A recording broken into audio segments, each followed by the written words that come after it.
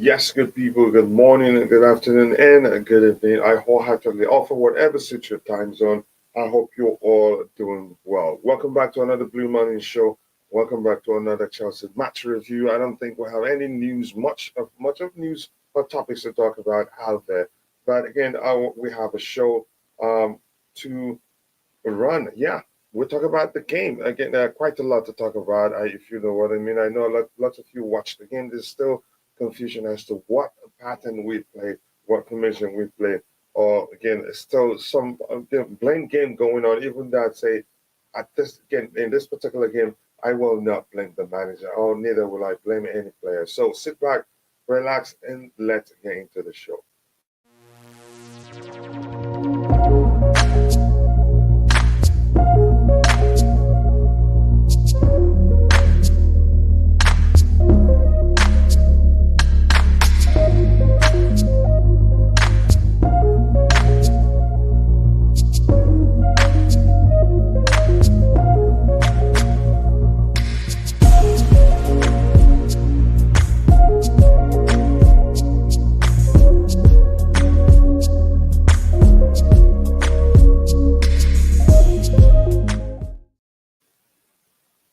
Yes, once again, welcome back to Chelsea Perspective. Welcome back to another Blue Morning Show on Chelsea Perspective. As usual, again, I'm going to try to get what I have in the chat before I go into any topics. And again, I've been taking a lot of sip of my coffee because I'm still a bit tired and kind of sleepy, really, because it was a long day for me yesterday. Beyond the show, I had other stuff that I had to take care of. Yeah, that drained the strength out of me. Yes, again, they've got to bring Zidane Thomas back. If not, we are going down. Here's the thing again. Do I think Thomas Tuchel comes back? No. Do I think even if we decided um, to replace Ground Potter today, that what's his name, Zinedine Zidane is the man? No, I have my reasons, and I'm going to keep saying that anytime anybody brings him up. And at least Ground Potter has to the end of the season, no matter what we think. And I'm not going to go into whether I'd like the club to replace him now. It wouldn't make sense, really, because after spending near like 600 million plus for him, as a then when he, and you could say when he went on is it three consecutive Champions League wins, was it three? He had the best squad in the world.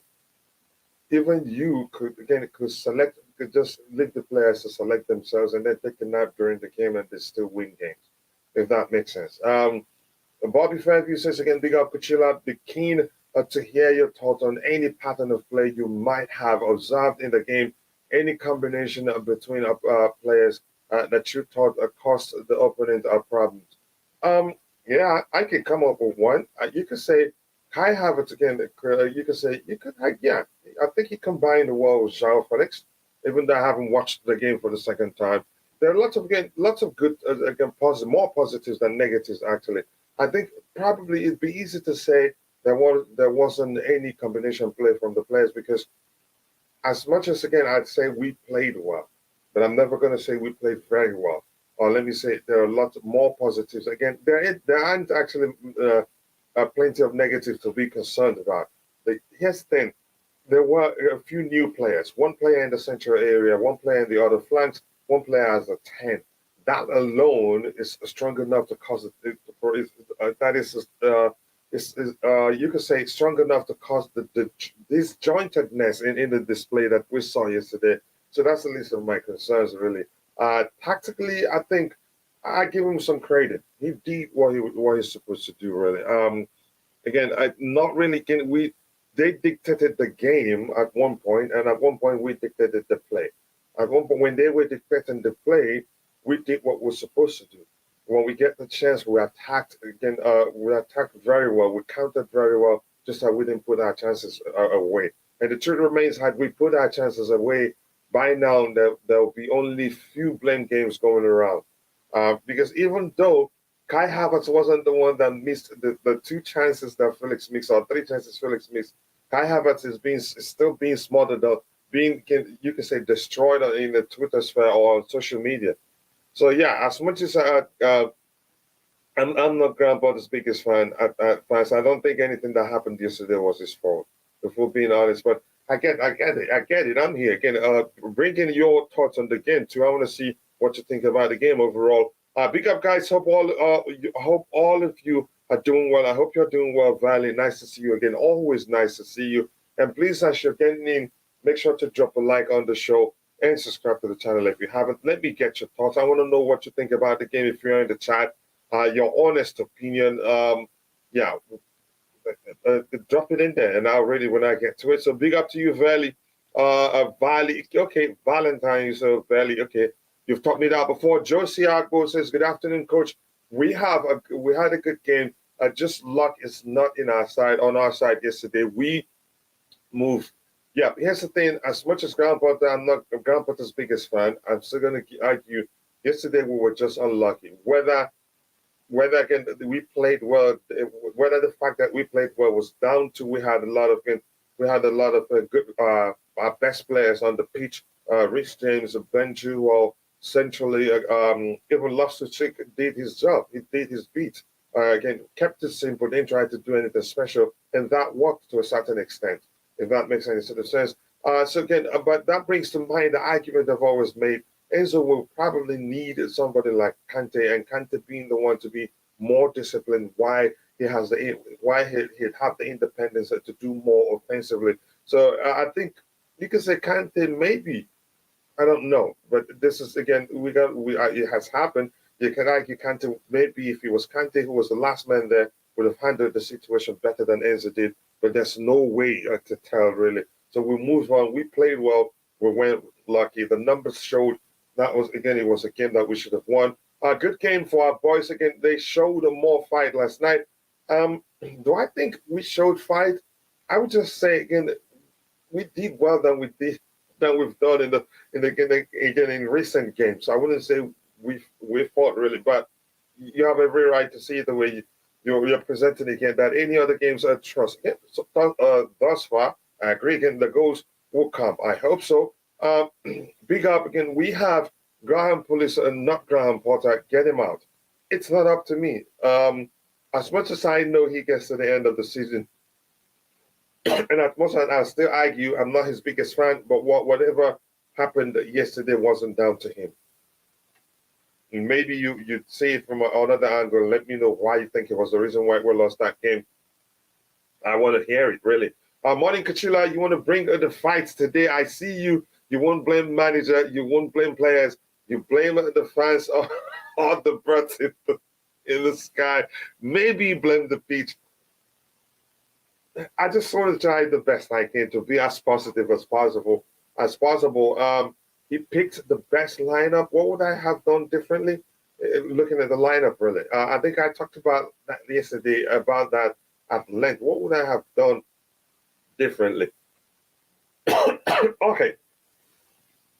The only thing, again, I would have done differently would have been to start Kovacic, but there's no telling how fit he was. Yes, he was on the bench. There's no telling, again, whether he was ready at all to play. But that begs the question, if he wasn't fit to even come on sometimes to help again make a difference in the midfield area, because the truth remains, had he played even 15 minutes, he will make a huge difference. He's a deep lying, again, he's played there for a while now, probably would do better than Loftus-cheek or provide something different, if that makes any sort of sense. So, yeah, again, there isn't too much to blame, really. As a then, TT cannot fix this team.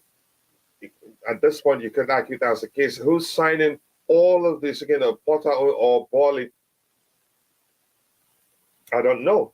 The structure at the club has changed.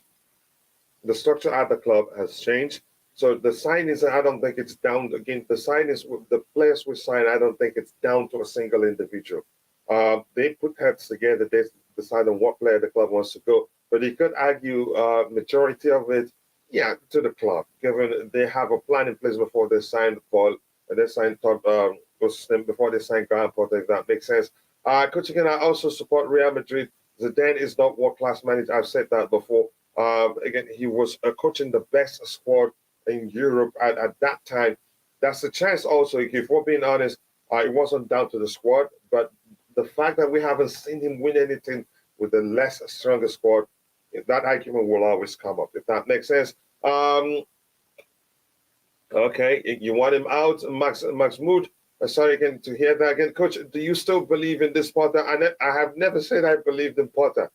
The only thing I have always said is that I'll support him as long as he's the club's manager because Chelsea is the entity I support. If he does well, Chelsea does well. What I've always said is that I have lots of questions with regards to his tactical ability. I have never at any time said I support him.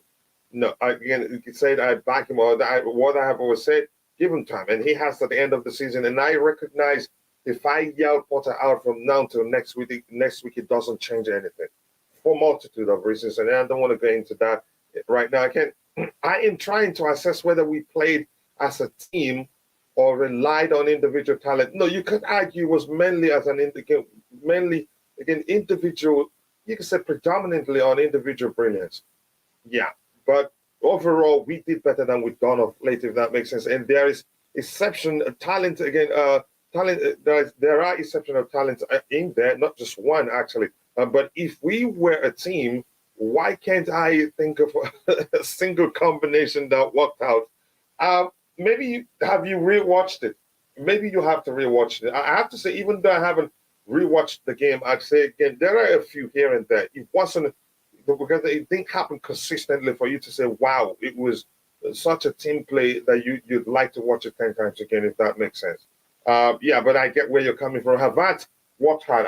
Yeah, especially again again from to around the 50th minute. Correct me if I'm wrong, but at one point you could say he wasn't effective, and that was what maybe I was thinking. Maybe we could have tried something different, like AD argued yesterday, bring in Chukwuemeka and then have what's his name, Joao Felix play as a nine, while Chukwuemeka plays as a 10. We didn't know, but the manager didn't try it for a reason we don't know. But I guess he knows the team better than we do, so maybe he didn't want to give it a shot. And like Roger said yesterday, the team was playing well, so why change it?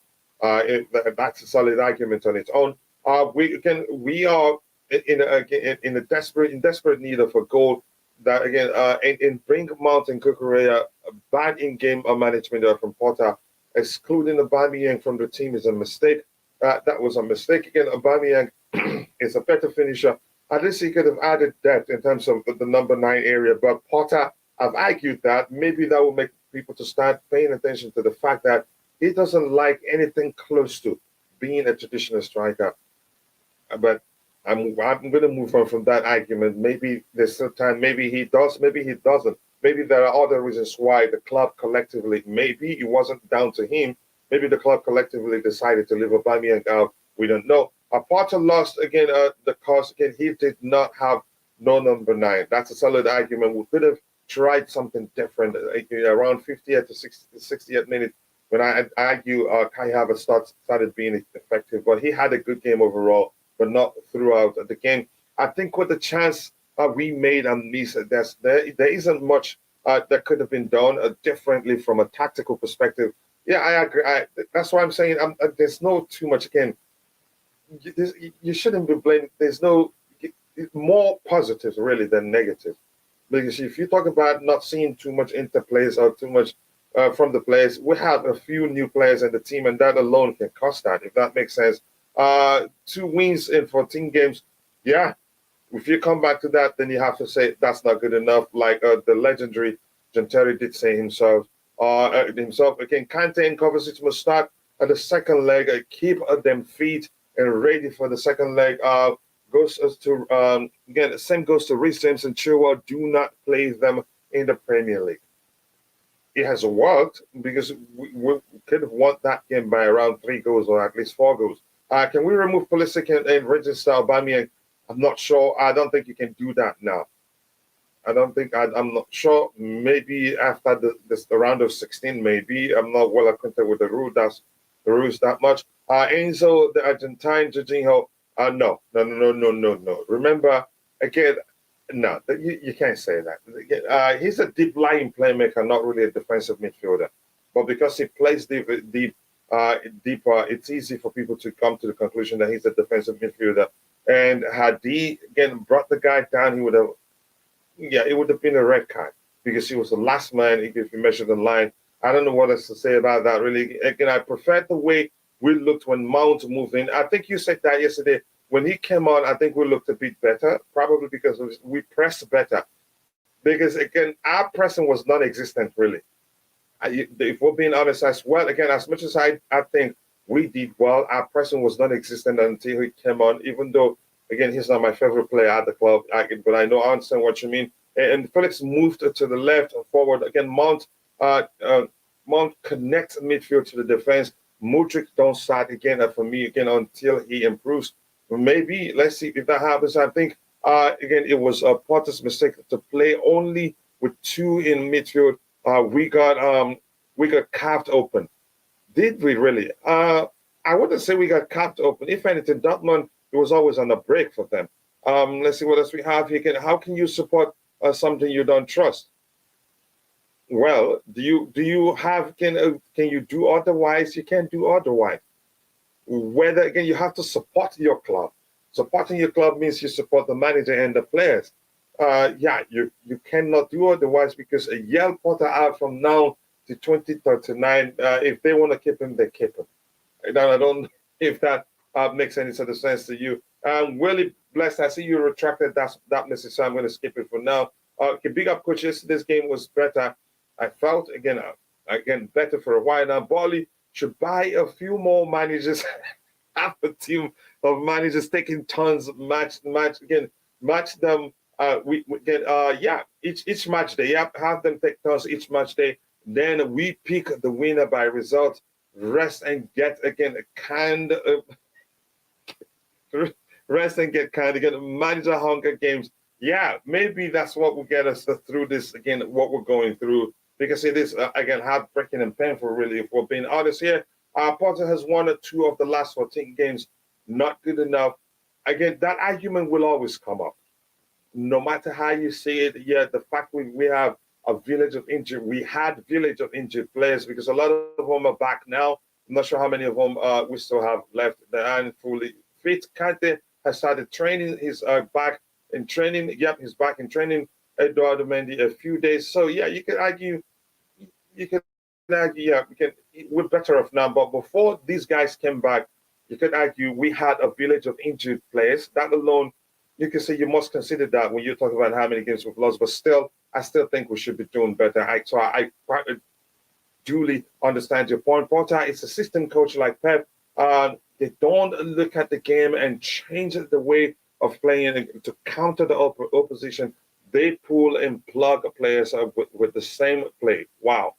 That is some argument right there. Hi, Coach. Again, yesterday's game was better. We missed a bit. Again, a bit of luck. Again, with a bit of luck, it would have been a different outcome, really. A mistake by Potter to exclude Aubameyang out of the squad. A lot of that will come up. Because even when I thought, okay, we should have done something differently, especially with the number 9 man there, we looked at the bench. The only option would have been to bring in Chukwuemeka, because every other player, all of them either dip line up, maybe even Conor Gallagher, maybe even Mount as a 10 for Felix to go as a 9. That maybe, again, something different from that perspective would have made a lot of difference. But unfortunately, again, when you look at the bench, none of them is capable, even in a fluid approach, executing that role effectively, except Felix, who was doing well in the 10. So why push him down to a 9? But maybe, again, they say if you don't buy tickets, you're never gonna win a lottery. Maybe he should have tried that, but it's all maybe now. Again, one striker, Havertz isn't even a striker with 3 left backs. Potter out now. Again, if we're not making top 4, is Potter going to be hanging loose? I don't know what they do, but I'm thinking from what we're seeing, they most probably will keep him to the end of the season, if that makes any sort of sense. Yes, people, if you're watching, if you haven't, take a second to drop a like on the stream. And I'm going to put up a poll here quickly before I do something else. I want to know if you want to come again, if the fans are interested in coming on to express themselves. But I would take it one by one. Again, one fan at a time. And there's a process here. I've told you guys about it. You come through the process throughout, again, you can say approach. So that the first one I ID you before you join the main screen, so that nobody sabotages the stream. Just give me 1 second. I'll be with you guys.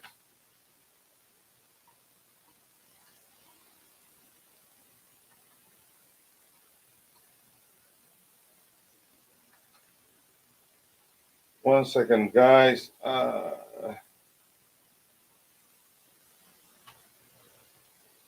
Right, there you go. Yep. Coach again trying to be positive in the face of 2 wins in 14 games. Must get again tiring. It is. I have to be honest. And yeah, thank you for calling me out. There you go. It makes me wonder again if being positive is healthy for you. All these again repressed feelings will boil up inside. Not yeah, not healthy. But here's the thing. I'm just again keeping it to yesterday's game. And yesterday again, you can say we didn't win because we were unlucky, for being honest. But if you're going to the 14, again, counting all the 2 wins in 14 games, no, I usually don't hold back. I usually say it again. I have a lot of questions, but I try again. Not that's not being positive. I still say, do I think is the man from a tactical perspective? I will tell you no. I've always said that a billion times, if that makes sense. I don't think Porter played with a traditional night. He didn't. Yeah, we know that. So would be surprised if we sign one. Seems like he wants a mobile attack like Firmino. I think that's his thing, and I've said that on occasions, but most people think otherwise. But let's see what happens. People are having faith in this board, but the decision making continues to be a shambles. Jorginho to Arsenal and Alba out of the Champions League squad. And again, the latest examples are directors have no clue. That's an argument. My criticism of Porter is this decision to exile Aubameyang while playing ineffective Havertz as the striker. And yeah, that he's not. Yeah, again, that argument right there, limitless. People are getting mad about the game and Porter. I just don't care anymore because nothing will change. It doesn't change anything. You can say, even when you take a placard and go to Stamford Bridge and demonstrate, it doesn't change anything really. Again, how wingers like Vinicius Junior and Rodrigo goes can score goals. It's not just about the striker. Yeah, that's the thing. All the players on the pitch should also score goals. I question the Potter's tactics and substitution. Kukurea and Mount, we had a better attacking options on the bench. Carney Chukwuemeka, Lewis Hall, Fofana, Mount is Potter's children. I'm not going to go to that extent again. Like I said before, he's going to be the one to hire himself. To fire himself. I'm not going to even go into Potter out if that makes any sort of sense. And there's a point at which being positive becomes being stupid. Well, and here's the thing. But yesterday's game, more positives than negatives, really, if we're being honest. Again, if you get my point. Again, Kante will be back for the return leg, you think? If he is, again, well, February, is that, at that point, will it be mid-February? So possibly. Mount needs to start next game. Okay, let's see what else we have here. I am staring. Yeah, I know. Keep going. And here's the thing, Bobby Fairview has followed suit. But keep going. If Potter doesn't play Aubameyang against Southampton, I will riot. Again, Kim, so I know you're an Aubameyang, what do I call it? You're an Aubameyang agent or maybe spokesperson, but it doesn't change anything really. So I'm going to scroll to the very bottom. Which DM do you think we should buy in the summer? Honestly, I like Ismail Vanessa is my top again, a DM target if he were up to me. If it was up to me, because the guy, he's a top talent really. He's not just stereotypical DM. He has great vision, great passing ability. His tackles are clean, reads the game very well, finds solution in tight spaces. He's more of you can say more of Kovacic, but better defensively, if that makes sense. Hazel again, Havertz should be dropped and play again. Where Felix as a striker. Let's see what we have. He can Havertz run into defenders instead. Like I said again, as the game progressed, I thought the manager would have at least again made some changes to accommodate him. So I'm gonna get only those in the chat that I haven't read any of their contributions. I'm gonna try to get those. Guys, again, let's not be cynical. We need to be patient with Potter. He's not going to go anytime soon, whether you like it or not. That's just the truth. So you just might as well just follow the punch. Yeah, if he goes, you see it. If not, because what we think really doesn't make any sort of difference. That's why I'm not gonna be going about yelling Potter out. It wouldn't change anything. For the game, Potter couldn't do nothing. Could not do anything. Again, we don't have a striker. Then that begs the question: Why did we leave out? Why did we leave out Aubameyang? Coach, you can think bad luck coming from Potter or Bali. I'm not going to get into. I'm not that. Again, I believe in higher power, but I'm not that superstitious. If that makes any sort of sense to you. What else do we have? Again, Chelsea need to score goals. And what did Potter do? Led to only again the striker we have in Auba and Fofana, but took 3 left backs. Yeah, again, it doesn't make any sort of sense if we start looking at it from that perspective. But that's by the way. Yeah, I'm going to read the comments from those that I haven't read. The comments of Morton. How does a Potter still have a job? Seriously, I'm confused. Well, take your time, think about it. Maybe you'll figure out why he still has a job. Todd Ball is sack Graham Potter if we don't beat Southampton. Okay, keep sending your message. Enzo very bad in Dortmund goal. I wouldn't blame him. What would you have him do? Bring him down and he has a red card. Take a one for the team and then we're worse off. Yeah, I'm not sure what you want him to do. Or maybe they could take one. Maybe N'Golo Kante will be fully fit again and ready to go by the time we play them next. I don't know. So I'm not going to blame him really. If that makes any sort of sense. Okay, this Dortmund team were there for the taking. I hope they won't play better in the second leg. In the second leg, I think we'll be more open. If we're being honest, in the second leg, we'll be all out to score goals because we can't win by not scoring. We need to score at least 3 goals, beat them at least 3-1 for us to go to the next round. If that makes sense. So which means we won't even be. It's going to be a tricky game. The second leg will be a tricky game. Let me just stop there. Bro, again, not just again. If we don't beat Southampton, if we draw with Southampton, he needs to be fired. At least that's what you think. But will the owners do that? I don't know. Good morning to you too, Chama. I hope you're doing well. Thanks so much for finding the time to join the show. Arsenal could be third this season. Well, I bet at least they stay in top 4. You talk about Chelsea Football Club. Where do you think we'll finish? Kachila, what will happen to you if you say Potter out? Nothing will happen. But it just doesn't make sense. Again, but I have my argument and I have a way of presenting my argument. But saying Potter out doesn't change anything. That's where I am, if that makes sense. The blue tip again. It's my sincere desire in life to deliver coach from his delusion.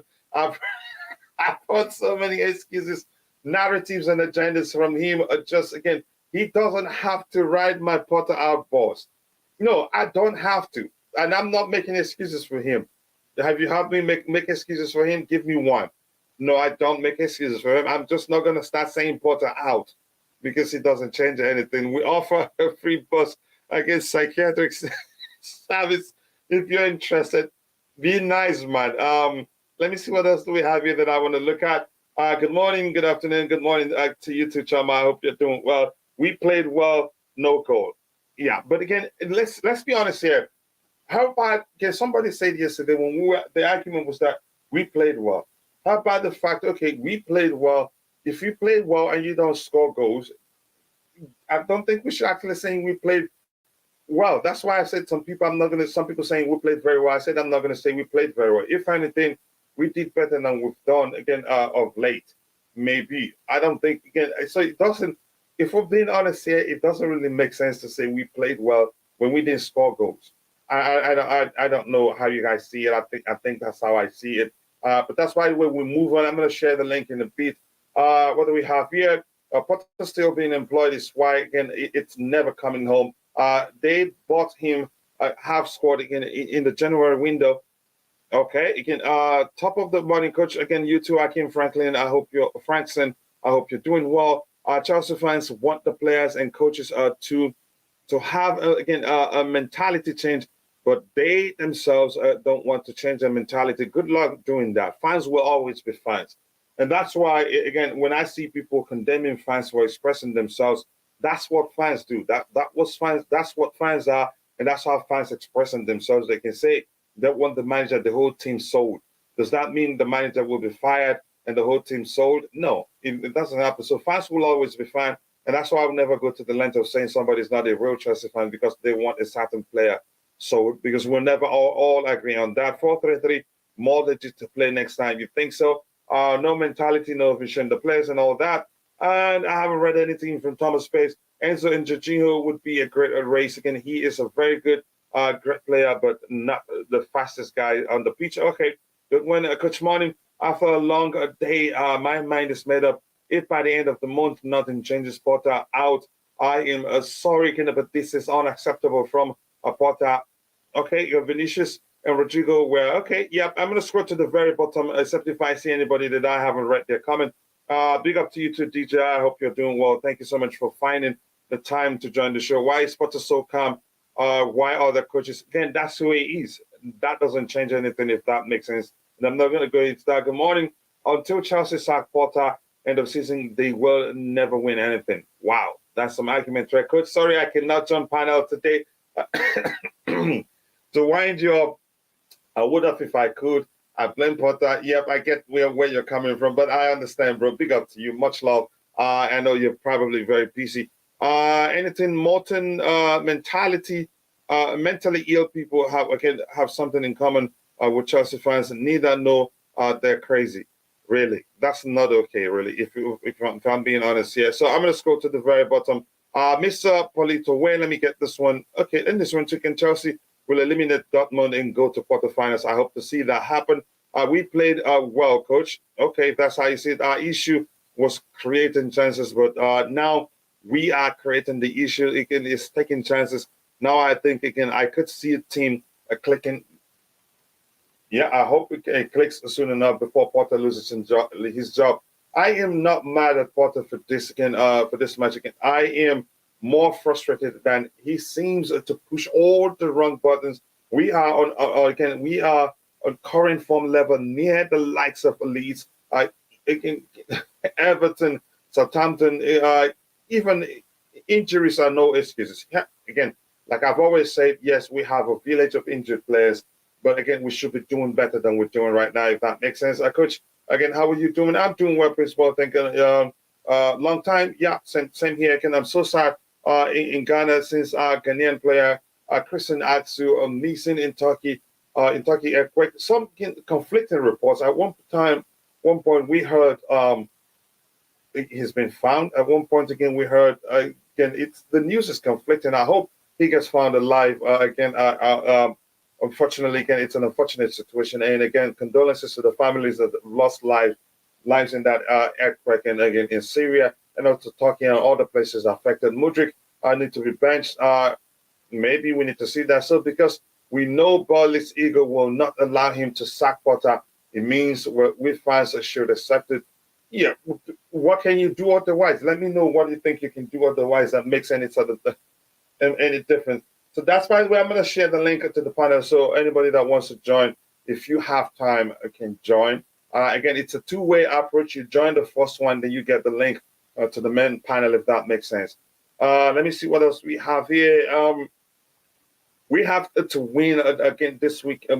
We have to win this weekend, must win, not even a draw. If Potter doesn't win, the place will be toxic.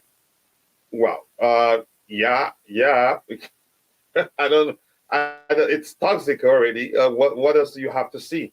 So I'm going to share the link to the first level panel. Again, before I let you in on the main panel, it's something if I already know you, I want to see your face. For again, safety reasons, that's why we're doing that. So if you're in the chat, go ahead. Again, if I see subsequent contributions regarding how things went, what do you think? Again, why you think is the reason why we didn't win that game? I want to know. You're the panelist today. Let's see what else we have here. Just like how the fans, again, bought into that brainless Ricketts out narratives, that they need to take a stance against the damage. From what perspective, really? What difference do you think they're going to make? That's what I really want to know. I'm waiting to see, again, I'm curious to see what do you think, what difference do you think the fans can make by, start saying, Potter out, start a serious campaign, demonstrate, go for demonstration at the at the bridge or so. What do you think they do that will make any sort of difference? I really want to know. Yeah. Just give me 1 second. I'm waiting. I really do want to know what you think the fans would do that will make any sort of difference in terms of getting Potter fired because they don't like him.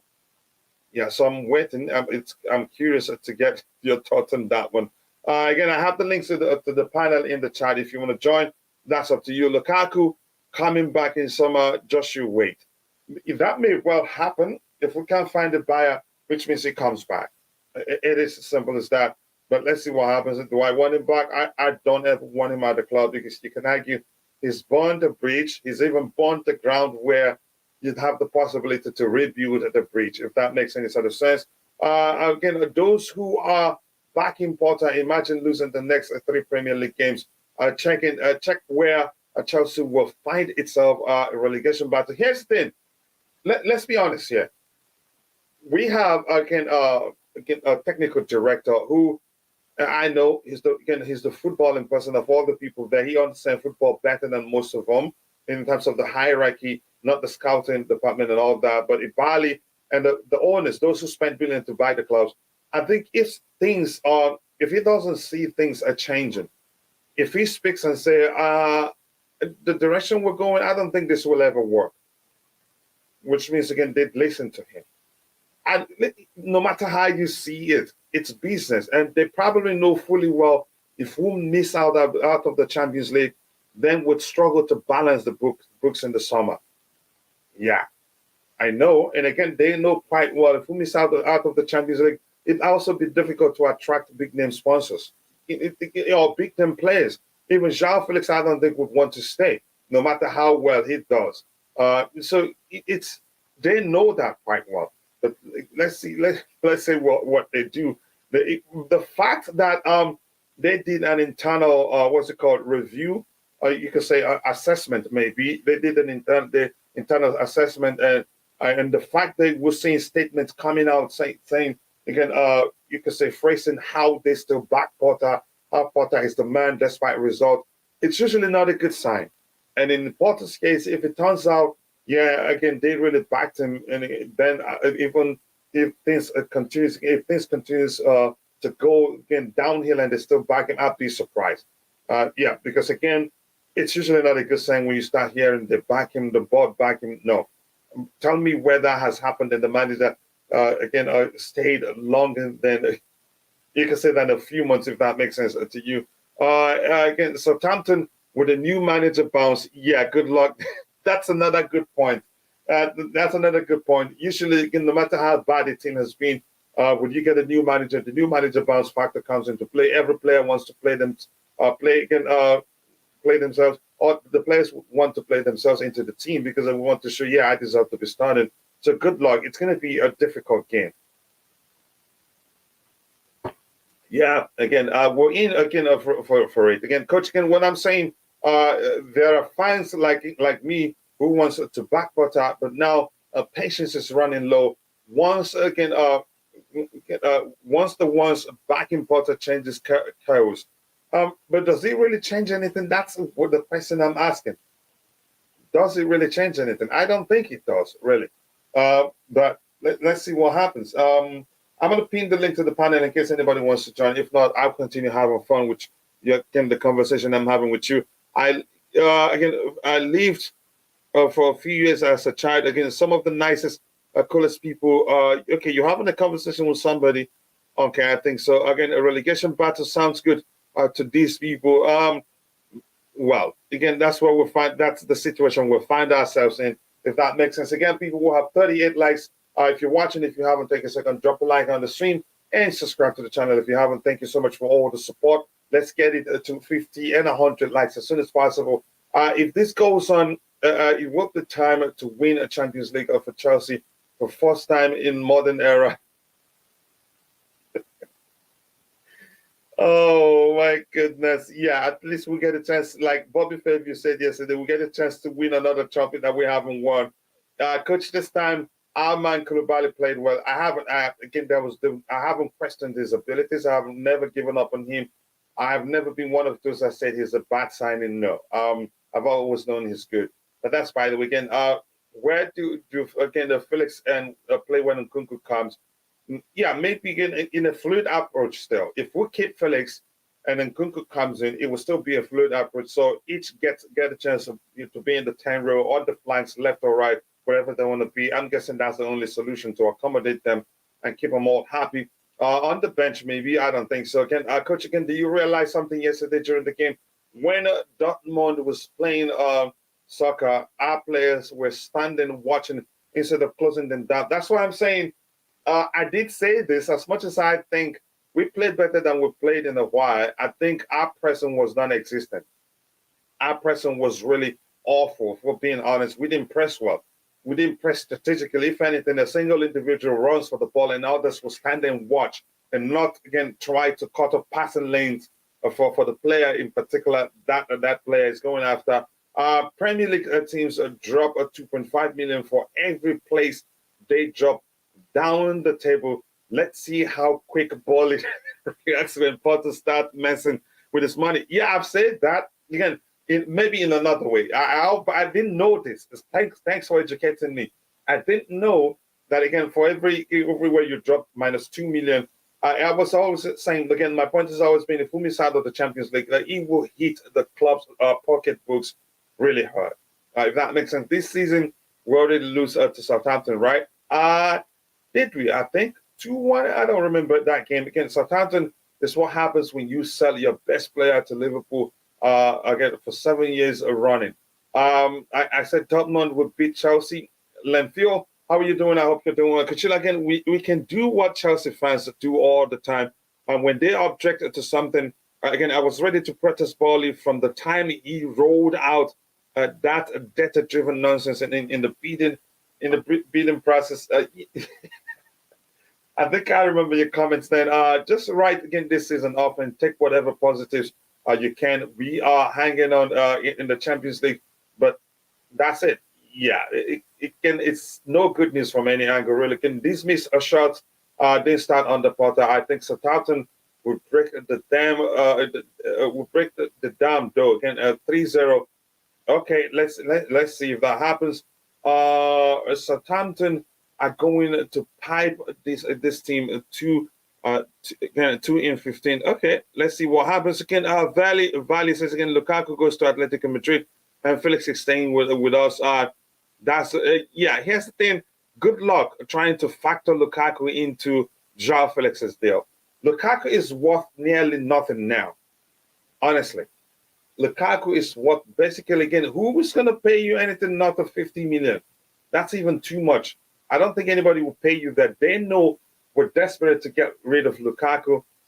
They understand fully well we want to get whatever we can from him. It's a losing, but it's a huge. No matter what happens, it's a huge L. I don't think they'd say, yeah, let's factor. Even if they agree, let's factor Lukaku into the Joao Felix deal. And that is if we do well enough for Joao Felix to decide, I'm going to stay. Lukaku won't fetch you anything up to 60 million right now. He is that, again, he's been that bad, if we're being honest to ourselves. Coach, this Lampard attackers will cost Potter his job. Ziyech and Kai, horrible. Potter will be the one to fire himself, not me. Again, I have a lot of questions, but I'm not going to get into that right now because he won't change anything. How many candidates refused to work on this project before Vivell accepted the role? I don't know. And how do we know that candidates rejected this job? If you're talking about one of them, who exactly was one of them? The former Liverpool man who's taking a break from football and is not willing to come back anytime soon. So you have to you can say elaborate so we understand your point there. Kachila, again, playing better should be the bare again mere minimum after spending 600 million. What has happened again to the standards of this club?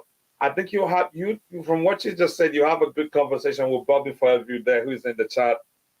The same, Bobby feels like we've lost our way.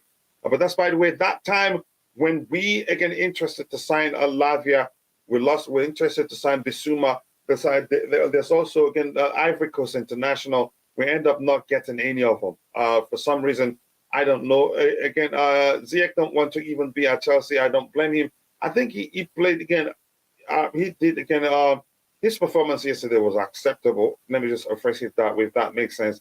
I wouldn't say he can. I am Potter in for now. I am waiting for him to have all the players fit. Again, him to have a preseason and him. And his own transfer window. Whose transfer window are we having right now? If by November things are the same, then Potter out. Yeah, whose transfer window are we having right now? that's the question I want to ask you, Hushford. You please do let me know. Yeah, whose transfer window are we having right now? I really do want to know. You're confusing me. Equally, yeah. No point again in waiting till you get kicked out of the Champions League to start winning games to ensure mediocrity. Okay, Bobby today changed tones. Your Chelsea through and through, but more importantly, pick up Bobby. Again, nice to see you, brother. I hope you're doing well. I have never seen anybody love Chelsea as much as you, and it can drive your emotions. Again, you can say up and down in again just like this. Vivell was first option, bro. Okay, yeah, you have that conviction within coach again. Will anyone be surprised if Potter got the sack in the week or two? I will not be surprised. If such results continues, no, I will not be surprised. So why we pretending all is well? I'm not I'm not pretending all is well. And I'll say that again. Here's the thing. All is not well.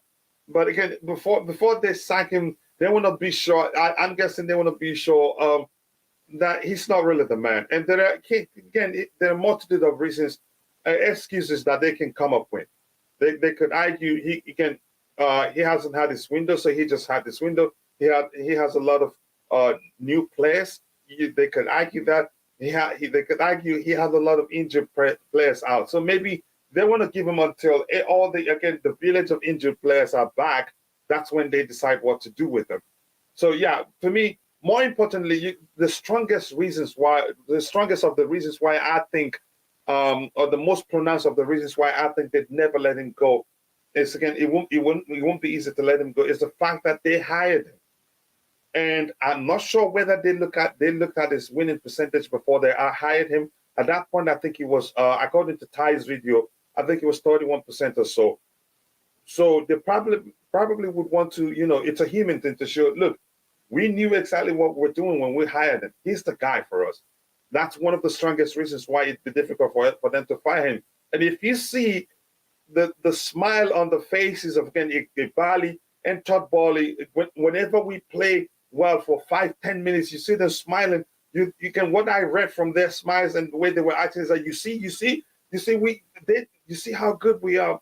I don't know how they understand football, but I'm just saying from what I'm seeing, they felt like if we play any good display from the team, they feel like, we're headed towards the right direction. Like we need to keep this man. I don't know if that's the case. That's just me trying to let you know. That's what I'm reading from the situation. Havertz is giving me Falcao vibes when Falcao retired again with US for a reason. Here's the thing. No, Havertz still have a long way to go in his career, but you have to start playing him as a number 9, even in a fluid approach where he does well, but I think he'd do better if he plays a little bit deeper. What frustrates me is most of our rivals, ex-players who are pundits on TV are saying, give Potter more time. Of course, they will say give Potter more time for reasons I don't want to talk about here. That's their thing. That's what they say. They want to show you they understand football. They want to let you know we know football so well that if you give Potter time, if this team clicks, they're going to be something special. If that makes any sort of sense. Yeah, excuse me. Again, another 600 million preseason. Good luck spending that much money, actually, if you don't make Champions League, if you cannot balance the books. I don't think you even spend, again, up to 150. They've already gone to the FA trying to, give them, again, consider the fact that they couldn't spend at one point. They had issues to give them a leeway as to how much they can spend and all that. The team is good. Again, and players, they're good too. But I'm blaming the coach, Ndombele. Okay, if that's how you feel. Another Potter transfer window. Yeah, like what the heck? Whose transfer window are we having right now? That's the question I was asking that brother that said that. Again, people, if you're watching, if you haven't, we're at 42 likes. Let's get it to 50 and 100 as soon as possible. Kuchula, the guy meant again another 600 pre-contract. That's funny. I get his argument, but that was really funny. Big up to you, Santiago Muno. I hope you're doing well. Kuchula, the guy, I've seen that myself. Again, Neymar Jr. to Chelsea. They probably will go for him because of his commercial value, viability. I don't know how else to phrase it. Again, I want to listen to the players in the dressing room. I can see them I cannot see them having any fun. I can with this system they're playing. I don't know. Do you think they have a say? I don't think they do. Well done again, coach. Again, the narrative keeps changing. We just broke the record for January transfer window, and fans are still saying give him time to get all the players he wants. Uh, yeah, maybe we could buy him Mbappe, and he's still flop. Well, I'm not going to get into that. Porter came in after Ball signed the players that Tuchel wanted. The quality of players we got in the window was top. Again, that's what I meant. Yes, then, to all the players, again, you could say that wasn't a Porter player. You could argue that we signed was who? You could say just Koulibaly. Porter was the one that signed. Wasn't he the one that signed? What's his name? Kukurea for Brighton, if that makes sense. So practically all the players were signed. Nearly all of them, a majority of them are Porter signings. Again, Pep said, given time, yeah, I wouldn't trust Pep. I would not trust Pep, if that makes sense. Again, this was all this comes from sports without, where's this? That's new to me. Meritocracy. Okay, meritocracy. No relegation, so no pressure. Okay, in the sense, again, if you're merit to be in that level, by merit. If not, you get relegated. Okay, no relegation. Let me see it that way. Yeah, okay, thank you for explaining. We keep not getting win, then we will be in the championship. Well, again, Chelsea are like me. Go away, Kim. So I'm not going to read that really. Again, money is not everything. I saw Porter yesterday, the guy more frustrated than we fans. Okay, let's see again. Bali and Igbali were watching Chelsea last night from metrics. They've not taken the red pill yet. I think they're seeing it different. I think to them, every little good show from the team to them means we're really doing well. We're headed towards the right direction. It's going to click. It's going to click. That's how I see it. Again, but if you're watching, if you haven't taken a second, drop a like on the stream and subscribe to the channel if you haven't. And if you feel like you want to voice your opinion, the link to the panel is pinned at the very top. Two-way again authentication process. First, you come to a first window. I see you on camera. Then I'll send you the main link to the main panel. Just give me 1 second. I want to do something here. I'll be back with you guys in a bit. Just give me 1 sec. I'll be back.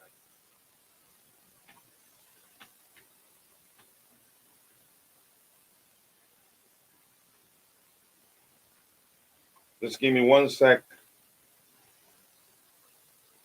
Yeah, it's more than 1 second already, but sorry about that. I had to do this. It helps with the likes. It helps remind people about the likes.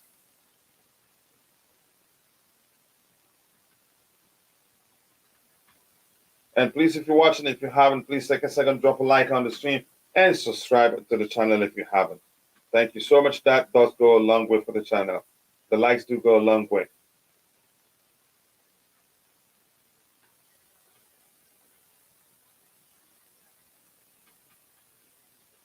All right, there you go. Right, there you go. I think that will help. Okay, what else do we have here? You think Neymar can save Chelsea? I don't think he will. If we're being honest there, I don't think he will.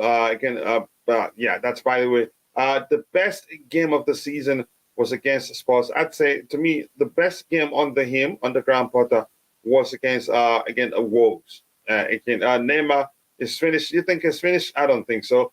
People are talking about 600 million spent. How many of those players are in the squad yesterday? Or how many of the 600 million signings? Yeah, that's another question, actually. That makes sense. How many of them? Just the 3 of them, actually. And how many are available for selection? I don't know. Yeah, again, in my opinion, Potter is not the man for the job. But again, at the same time, the team needs time. More importantly, the team needs time. That's why you see that, again, a bit of disjointed display from the team. Yeah, again, he will retire at Chelsea. Let's again, I suggest you go watch Bali's interview. Yet, give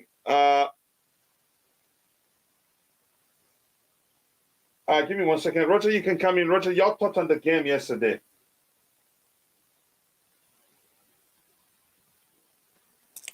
Sorry. Hello there. How are you, sir? And more importantly, big up to you. I hope you're doing well. Your thoughts on the game yesterday? Yeah, I'm alive, sir. It was an interesting game. I can't believe we won 5-1. Great finishing by us. No, look and, at this and hashtag on the screen. Look at this yeah, hashtag on the screen. I cannot finish FC. and then I woke up, coach.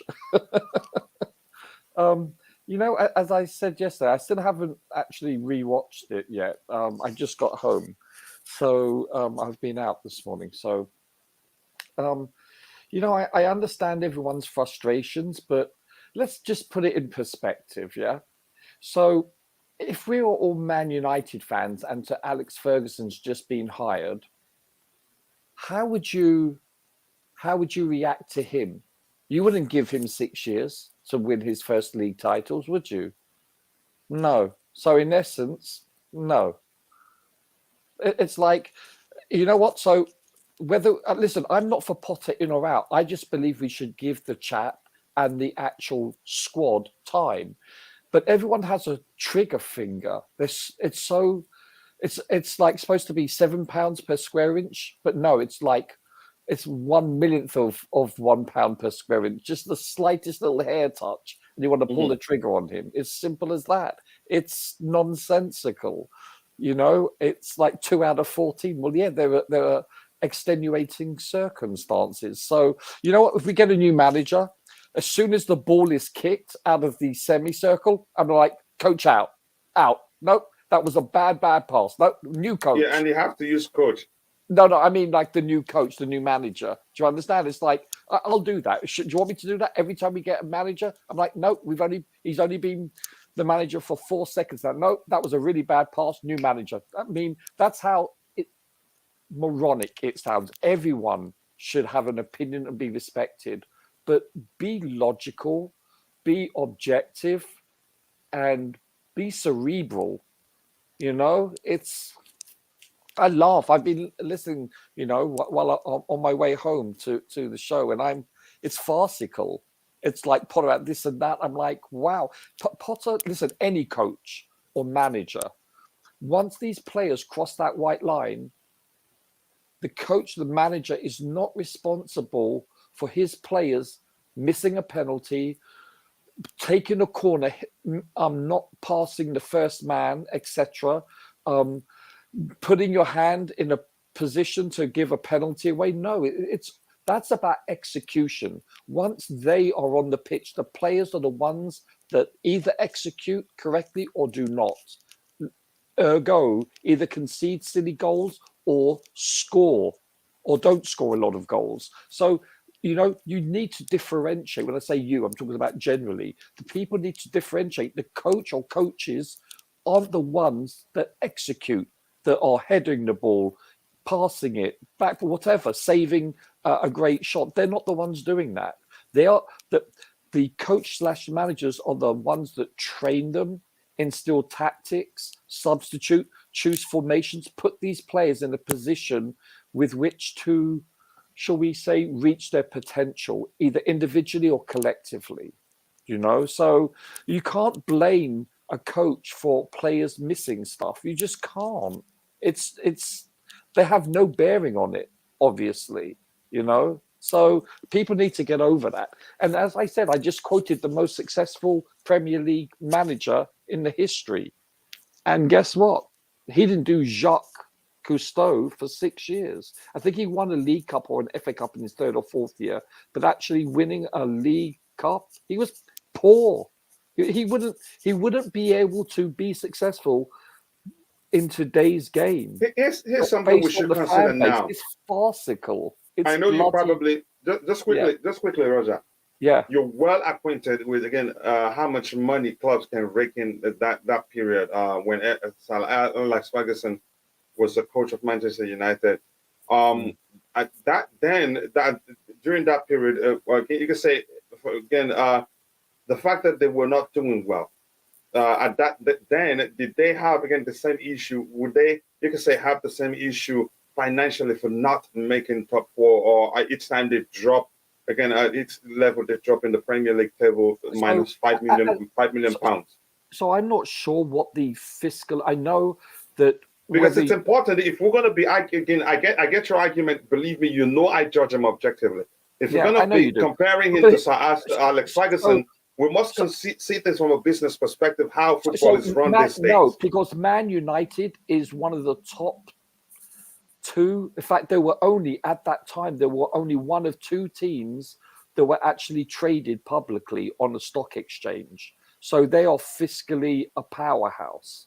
So be ending up fifth as opposed to seventh is not going to hurt them. It wouldn't. Just like Real Madrid, I think, So is the other that's a club. huge difference right now. Yeah, right, right. But for us, this is so. Everyone, listen. From what everyone is saying, when I say everyone, so-called experts, he's not going anywhere. Even if he ends up 15th this year, he's not going anywhere. He's going to start next Okay, year. if you say that, let me say this quickly, Roger. Like we're having a conversation here. If you say that, do you agree that usually when you start hearing the owners again, the statements leak into the media that the owners had a meeting, they decided to keep him, that they have again they've done an internal assessment or so or review, they decided to keep him. The owners back him. Usually, it's not a good sign. I'd be Yes, but surprised if this is it. right, right. I'd But be surprised if it differs this time. But go ahead. yeah, I no, I would be. I'm not going to be surprised because this is. We've had this discussion, Coach. Look what they did when they hired. I forgot the gentleman's name for the Dodgers. As I said, they're not as generally speaking. There's always exceptions to the rule, so I have to put that caveat in. That guess what? They're looking long term. As I said, look, the Dallas Cowboys had their first coach for 29 years. There's longevity. Yes, coaches get fired after 6 months or it's usually a year or two. It's very rare actually that a coach is hired and then let go after 1 year in the NFL, for instance. And you're going to say, well, there's no demotion, there's no relegation, but there is a form of promotion, and that is because like when we have the Premier League, it's 38 games and that's it. Well, in basketball, in American football, in hockey, what else is there? Baseball. They have a regular season, and when you finish in a certain position, then you go into the playoffs. Just like our first round. We have a group stage in the Champions League, and then if you end in the top two, then you go to the knockout stage where we are now. That's their whole league in all their major sports. That's how their seasons are structured. So if you don't make the playoffs, like right now, we're in what the Americans will call the playoffs, which is the knockout stage. If you don't reach that, there is huge, fiscal ramifications. So you can't. That's not a fair. And I know we've argued this Yeah. before. And by the way, you want to talk about structural individualism? I can name you, and I haven't seen the game. I can No, we name don't you. have to go. No, no. We're here I to just talk want. about the game. Yeah. I just want to say two things. I remember, what's his name? Joao Felix passing, for instance, to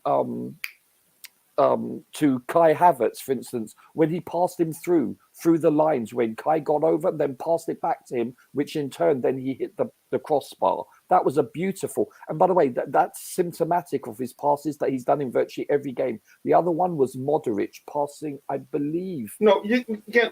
I know I've answered that question, but go ahead. You can go ahead and add to it so that I can catch up with what we have in the chat. No, and so basically that's so everyone was saying initially it's like I can't remember any order of plays where we were playing as a team. And I've just That was quoted Bobby Fairview, to be specific. Yeah. I just basically quoted you certain levels of play that they did time and time again, and they've done basically in the last 2 or 3 games. So you're seeing patterns being built up there, and I'm talking about the type of pass, the angle of the pass that they repeat. If you notice, we're playing. It's not perfect yet, but there are good signs that it's happening. Yes. Listen, coach, it takes time. Listen, this chap, our coach and our coaching staff, I include the coaching staff also, these may not be the right chaps for the job, but you can't be too premature to pull the trigger when they've gone through what they've gone through, namely being decimated with injuries, bringing in new players, etc. It's you just can't. These are extenuating circumstances, and if you want to do that, you have the right to think that. Of course, you do. that'll be very, shall we say, discourteous of me to dismiss your opinion. I would never do that. But got to be logical, objective, and cerebral. Otherwise, I could just do that. Next time we get a new manager, I'm telling you, the first 7 seconds of the game, I'm going to type to you, coach, that manager has to go. That was just such and a you bad think thing. the manager will go? Yeah, exactly. Because I'm going to be that cretinous. I'm going to be that moronic because I'm accentuating the fact it's laughable. There has to be patience, and you have to give a manager / coach time. You just have to. It's otherwise, you know what? I just don't know how to put it in other words. It's just bloody nonsensical. All right, let me catch up with the chat. I'll come back. I think I have a question for you. Again, tell me, Rogers just entered the building without telling me Rogers just entered the building. Yeah. Does that work? Yeah. Potter is responsible for having Enzo as the last man. Again, I'm not going to go into blaming anybody for the goal we considered. And Thomas Tuchel did the same thing with what's his face, Jorginho. Remember, we don't even have it has happened with Kante, but we don't have to go into that again. Yeah, we don't have to really. Logical, objective. Again, 2 wins. 2 wins in 14 games. Roger, can you how do you explain this? It's simple. Again, what argument do you have for this? Without get it, everybody is entitled to their respective opinions. But how do you explain what we've done 2 wins in 14 games? Sure, no problem. That's easy to answer. When you have this many, listen, we not just have injuries, we've been decimated. 11 players injured and 1 suspended. Now, obviously, the suspension, that is our fault per se, but you're basically missing a bunch of players that there's only one other team in this league that can, shall we say, be able to sustain such levels of missing players and yet play at a acceptable level, and that's City because of their squad depth. No other team. Look, United are missing 2 of their midfielders, and all you're hearing is, oh, Casemiro and who was the Danish player that's missing? I forgot his name. And it's like, Eriksen. Eriksen, woe is me. Well, look at our injury list compared to theirs, and they're complaining. They're shouting out, oh, we're decimated. No, you're not. I mean, you've got a healthy squad compared to what we've had. So that's part of it. Also, you're bringing in new players. You're bringing in new coaches. It takes time to gel. It's simple as that. And to say that we've been overrun with 2 midfielders. It's like, really? We actually are playing to our strengths. It's like, so this is the other thing. Had he taken off players that a lot of the people wanted, and you know what? And we hadn't scored, and then we'd have lost our creativity. Everyone in the chat or whomever would have said, why did we make those substitutes? Why do you mess with a winning formula? When I say winning formula, meaning creating chances. You're damned if you do, you're damned if you don't. Usually, and I'm telling you, you don't change something that when you're playing well, you just don't make household changes within a game and you can sub 5 people when you're being that successful. Unless, of course, it's man management due to injuries and so forth. So, and by the way, that's not just me saying it. You listen to Rio Ferdinand, who's an ex-Man United player and a pundit who actually is basically saying this verbatim. You listen to a lot of the people that were covering it. I'm going to say this. I know, again, I'm not into... I look at things and I come up with a sensible conclusion my own way. I don't wait for them to tell me. If you get my argument. But that's, by the way, that's a good, again, as much as I think, again, the fact that we have a village of injured players, we have, again, new players. Again, he hasn't had preseason with the players. That's a good enough excuse. And I think probably that's some of the reasons why the owners would say, okay, you know what, let's give him time. But I don't think there's so much they can take, really, in terms of losing. Maybe I'm wrong, Coach, but from what... Listen, I lived in the States for 28 years, and I followed a couple of sports very well. Not baseball so much, but NFL for sure, more than soccer. And I'm telling you, I know how owners feel. And these chaps are coming out reinforcing that, saying this is a long-term project. We have faith in him from the opening. This isn't a short-term thing. They're not having an itchy finger. So it's I don't see why not, based on the fact that this is the norm in the States. That's all. This All is why right. I'm Again, basing my logic on. Wallywood, though, again, it's really annoying that Fofana isn't getting game time. I'm sure you're well aware that he's not in the Champions League squad, which we had, again, that debate yesterday. But that's why we're moving from that. After spending 600 million, you're still blaming the players. Well, again, how much you paid for them is no guarantee that they're perfect. If that makes sense, if that argument makes sense, Chelsea all the way. Why is that a kid getting messed up in school and their parents are held responsible? Please, again, he's to own our current situation. There's no analogy that we haven't seen here. Chelsea has a lot of fans. That is a reason for overhyped Fofana, who's not played more than 10 minutes again for Chelsea. But again, the little we've seen, we can see that he's good enough to do well for the club. We are in trouble. No striker, no goals. I still think, Roger, I know we talked about that at length yesterday, but I still think we don't have a balanced squad in the Champions League. We should have found a way to accommodate at least, even if it is Datro Fofana. Because being fully well that, again, what's his name will be out at the end of the season. What's his name? Amanda Broya. It's a huge risk, really, not to have, again, even though I think it would have made sense to accommodate, what's his name, Datro Fofana, because, again, he's equipped. That's on the premise. That's on the premise. I'm coming. He can participate in the fluid approach, too, because he's a good dribbler. He's pacey. He finds solutions in tight spaces also. He's not your stereotypical striker. So it would have worked. But these arguments are all in hindsight right now. You're damned if you do. You're damned if you don't. Hold on, Coach. Go ahead, Roger. Who's not a prototypical striker? Who are you talking about? Fofana? Yeah, we're talking about Datro Fofana. Yeah, he's not your stereotypical striker. Really? Because he seems like a number 9 to me. He reminds me of... No, here's the thing. He played mainly there, but he does better if you watch his games. Again, when he has the freedom, again, in a fluid approach where he can go to the flanks, left or right, drop deep. That's why at Molde, he created 22 chances. Sure, so he's more fluid. He's more fluid. That's why I'm saying it would have made sense to accommodate him, even if Potter prefers a fluid approach. Datro Fofana would have been perfect to have. At least, yesterday, I didn't say Kai Havertz played badly yesterday, but at one point, he became less effective. And at that point, changing things up in the attacking area would have made a difference. If you get my point, yeah. So he's not I'm still arguing he's not he's well equipped. It's just like Nkunku, he's equipped, but he's probably stronger than Nkunku. Who do you drop then, Coach?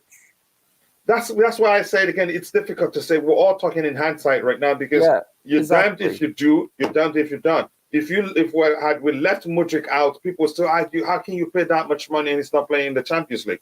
And the day we talked about Joao Felix, Badiashile, everybody's saying, well, how can you leave him out? Yeah, exactly. So whoever you leave out, there will always be reason for people to question that decision. Exactly. In the case of Joao Felix, I'm quite sure that before he did put pen to paper, they assured him he's going to be playing the Champions League. So it's just I think it has happened. It has happened really. We just move on from the squad, and I don't think we can change it now until maybe next round or so. I'm not sure. He's not overhyped again when he's playing again. Okay, I cannot blame the coach again for a team not scoring. Yeah, you can argue that. You can blame. I don't think it makes sense to blame the coach really. If for instance, was he the one that kicked the one that hit the woodwork, or was he the one that again ballooned the one that Felix did? No, I don't think. You can only blame them. You blame the coach for not creating chances. That's the strongest argument you can bring against the coach for a team. But in terms of putting away the chances, like what happened, in terms of the chances we missed, or maybe hitting the goalkeeper as if the goalkeeper was the target, I wouldn't blame the coach. That's me. Maybe you have a reason you think you can blame the coach. Again, what about a team not winning? Come on, people. Again, his job is clear. Again, find a way to grind result. He's incapable. Maybe that aspect, find a way to grind result, to me is another argument. If you bring up that argument, Coach, yeah, go ahead. Honestly, here's my interpretation of a manager / coach in I think we can safely say all sports.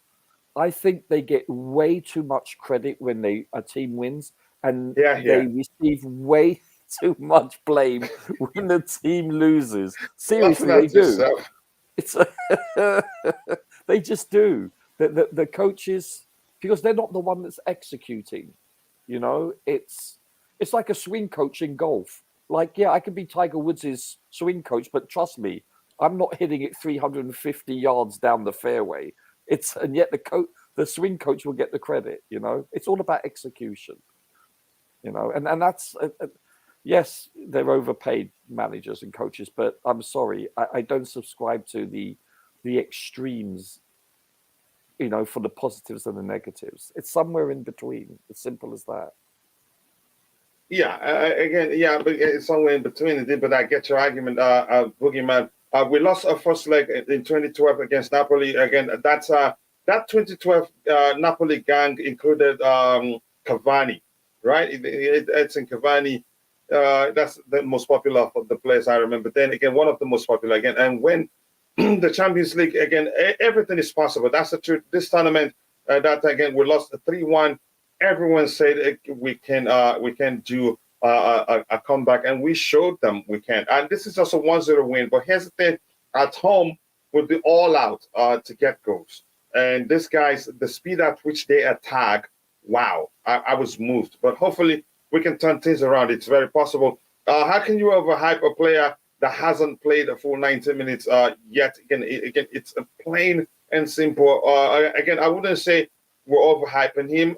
Yeah, I'm not going to read that. Same thing for Osimhen. Osimhen is not for Chelsea. I've said that before. It would be a mistake to sign him thinking he's for Chelsea. Maybe, here's the thing. To accommodate Osimhen, Bali would have to change a lot.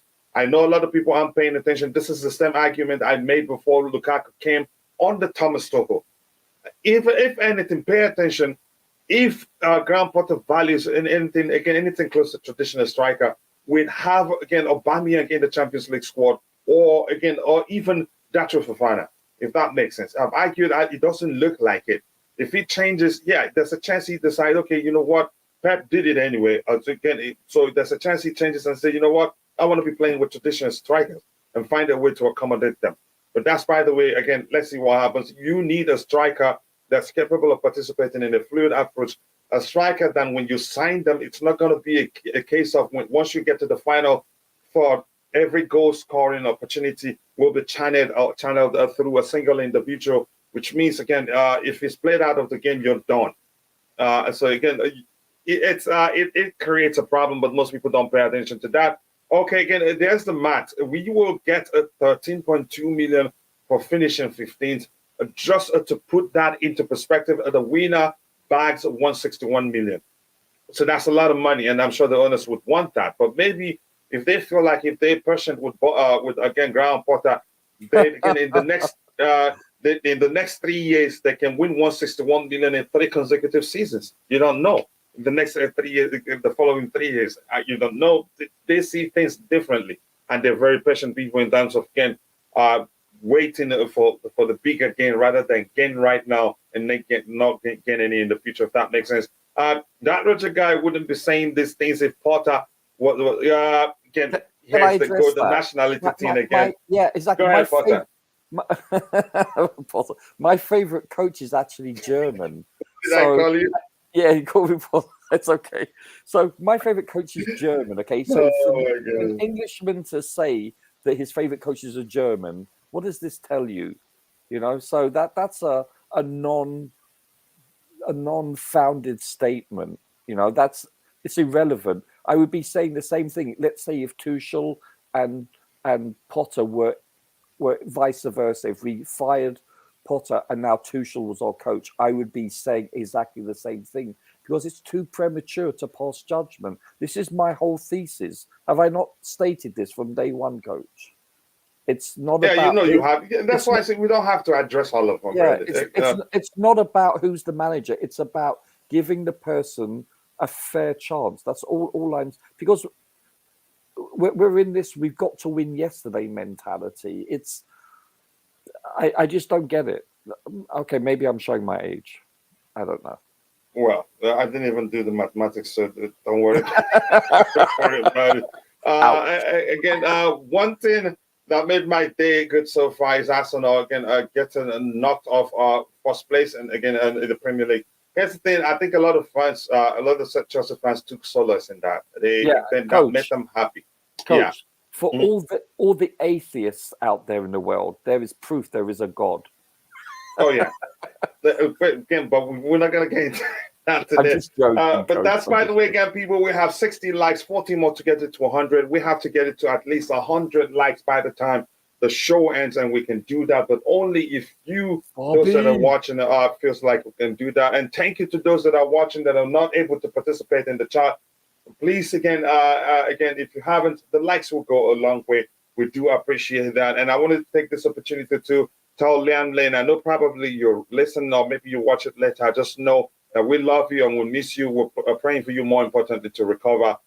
So thank you so much again. Every time it will be difficult, again, to not remember you because you're usually the first to comment in the chat. So every time I come and it's a different person that comments, then I'll know, okay, yeah, Liam Lane, I still have to be continue praying for you, brother. Again, I know you'll be strong. And Mr. Polito Way, even though I was going to skip this, I just had to read it.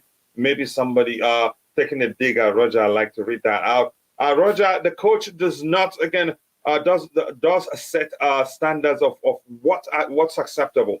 We have players that continually underperform and still play. So the excuse that players make mistakes, I counter with my continue picking them. Do you want to respond to that, Roger? Yeah, simply we can pick another 11 and they're still not going to score. You know, players, they execute. They're able to, let's say, score on a volley. But, you know, look at Koulibaly, that volley he's got, his first goal, I think, for Chelsea. What a gorgeous goal. Then, you know what? According to your theory, he should be able to do this a dozen times a game. Why don't we, for every ball that we kick, it should be a goal then? You want me to be... Because they're programmed. And again, they have the measure of the goalpost and everything. So yeah, we should win a couple of million to 0 then. You can't do that. You know, it's simple as this. It's like you put the players out there, and you know what? You can't change and swap every single player because they didn't execute the game before. You need some form of continuity. You know, it's you're only given 26 to 30 something players, period. I think you can only at a certain time have a maximum of 26, depending on the competition. It's not like he can swap and change. First of all, you wouldn't be able to do that because the lack of continuity just doesn't work. But even if you're allowed a squad of 1 million, you know, it just doesn't work that way. It's so your question is nonsensical, in my opinion, with all due respect. All right. Again, Bobby, big up to you. Big up to IPZ. Hello, gentlemen. Thanks, guys, for finding the time to join the show. Bobby, your thoughts on the game yesterday? I don't know if you've gotten the chance to rewatch it. Maybe by now you'd have a difference of opinion. Your thoughts overall? Big up, guys. And big I'll up to never you. rewatch it. In fact, I'll never watch that game again. Really? No, I won't. Yeah, I find it. I don't like to relive waste. It's wasteful. It's like the 2 cup finals we threw away. I will never watch them again. It's waste. It's a wasteful part of our history. Fortunately, with this, there is redemption to be had. But look, we all know what the problem is. We have the part of the problem is by the establishment and by the government that put us in this position. That's part of our problem. Initially, before that, we had a problem. You may say it's ours, but you know, other people got away with what FIFA and UEFA punished us for with the transfer ban. So we're not completely to blame for everything. We have been put in a position to which we're trying to get out of. Now, following that, you know, changing managers and all the injuries hasn't helped. However, having said that, you don't lie down and cry because of your problems. You stand up and solve them. Now, Potter has gone 14 games without a win. Well, only winning twice. Yeah. Okay? Despite the fact that there are reasons for last night, yada, yada, yada, yada. enough is enough now. It is now really 150% down to him. I don't care for winning after being kicked out of the Champions League. I find that a mediocre mentality because you're playing for nothing, and that means you are nothing. You should at least be getting through to the next round. That's one. The second thing is your league games with players coming back, you need to start winning. Now, he chose the lineup for the Champions League. He chose the players for reasons best known to him, and we will stand faith with him. He chose not to have a recognized striker. Okay, fine. Maybe there are problems in the squad that we don't know about. And we couldn't add Detro Fofana to the numbers because of when he was brought in. And there's no way you could put him ahead of Enzo or Felix or indeed Mudryk, not least to mention for their price tags. Fine. So we are where we are. However, winning starts now. There's no point in not winning games anymore. And all Potter is doing is creating pressure for himself. Now, you can say he's not the one to put the ball in the net. That's very, very true. Very true. But he is the one to do the selections. He is the one that picks the formations.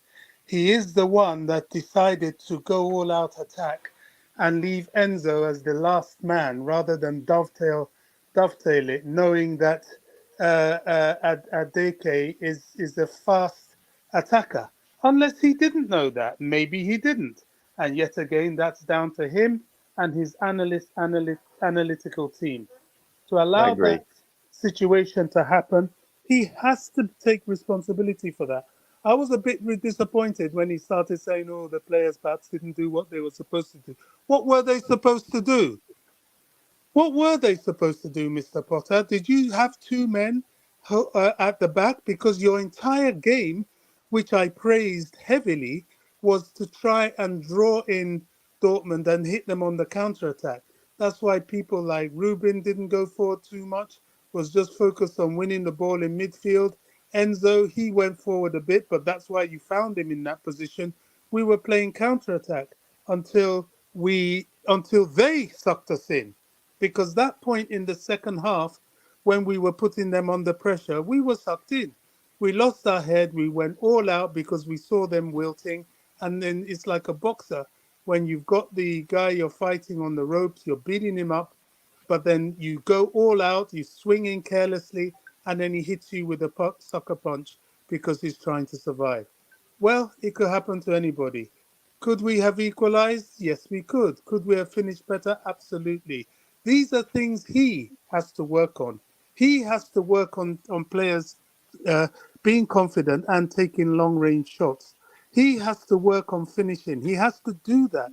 It's down to him. So from here on in, it is all down to him. He has now put his entire season down to one game in March. That's what he's done. That is his season. If he doesn't get through that, his season ends. Its season ends in dire mediocrity. All he'll be doing will be trying to maintain No one's mid-table. disputing that, Bobby, but you can't blame a coach or give. Okay, so you know, like what's his name? The Welsh chap that scored that overhead kick for Real Madrid in the Champions League final. What's his name? Gareth Bale. So are you saying that then Zidane, that you should give credit for Zidane because he scored that wonder goal? No, you can't blame the coach for a player either executing a worldie or missing a tap in on the 3-yard line. You just can't. Bobby, well, that's not what my statement is about. Well, that's how I interpreted it. Roger, let him drop.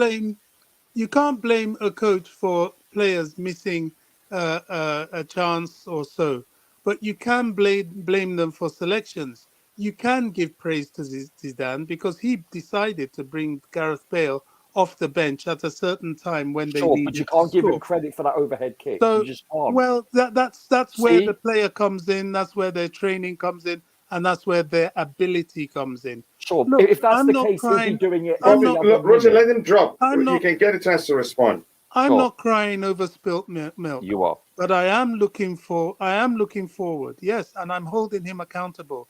Look, this is the men's game. We're men. We're able to be held accountable. We're not women that shirk accountability.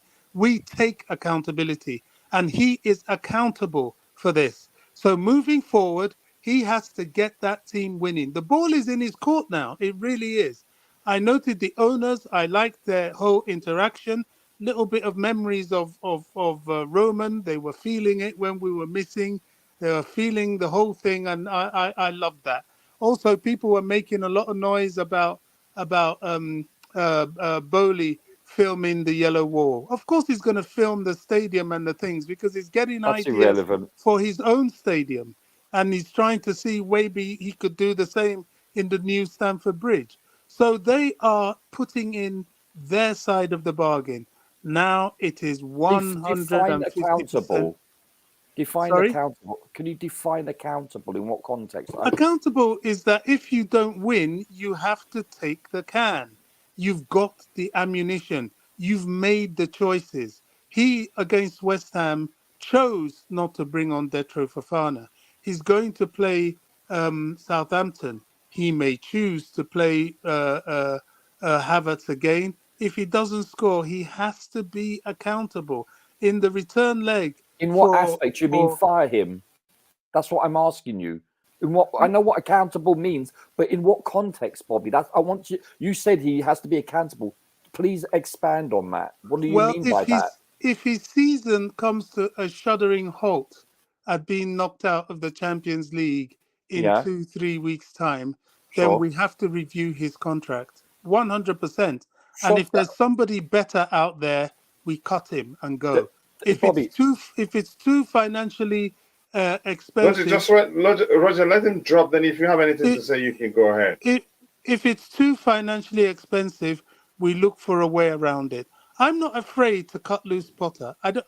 My only thing of hanging on to Potter is that I felt he deserves a chance, and I dream of him being successful. But if he shows that even when the ball is at his court and he doesn't turn things around, look, Dortmund are a good team, but we're a better team. Dortmund are no better than West Ham United. They would struggle in the Premier League. That's a fact. They have old defenders, Sule. They got people like Emre Can. They don't have the quality Chelsea have. So there's no excuse. He has to win, and he has to win against Southampton. He did this, not me. He had opportunities to win earlier. He's been faffing about with his selections. Now he's backed into a corner. This is top flight football. £600 million is not an investment you play with. It's an investment for winners. So if he can't do it, let's bring somebody else who can. I'm not afraid of that at all. Now, can I Okay, let me respond? catch up a bit of what we have in the chat, and then I'll bring in. Go ahead, Roger. You wanted to respond? Yeah, So that let I me can. respond. Yeah. I respect you so much, Bobby, but I'm sorry. It doesn't matter who the coach is right now. It could be the Wizard of Oz. I don't care who it is. It could be Mao Zedong. It doesn't matter. It's irrelevant. The person needs to be given an opportunity, a fair opportunity. Yeah, I understand we're not going to give him 6 years like bloody Ferguson was given. You know, that just doesn't happen anymore. But I think you've got to. I think you sound so frustrated, and rightfully so, because you love Chelsea. I get that, but I think that's a very fine hair trigger you're pulling right now. It's an American expression meaning you're pulling the trigger with very little pressure on it, meaning that you're going to yank him regardless. I personally would like to give the chat more time. Any coach, just like Tuchel, it's like.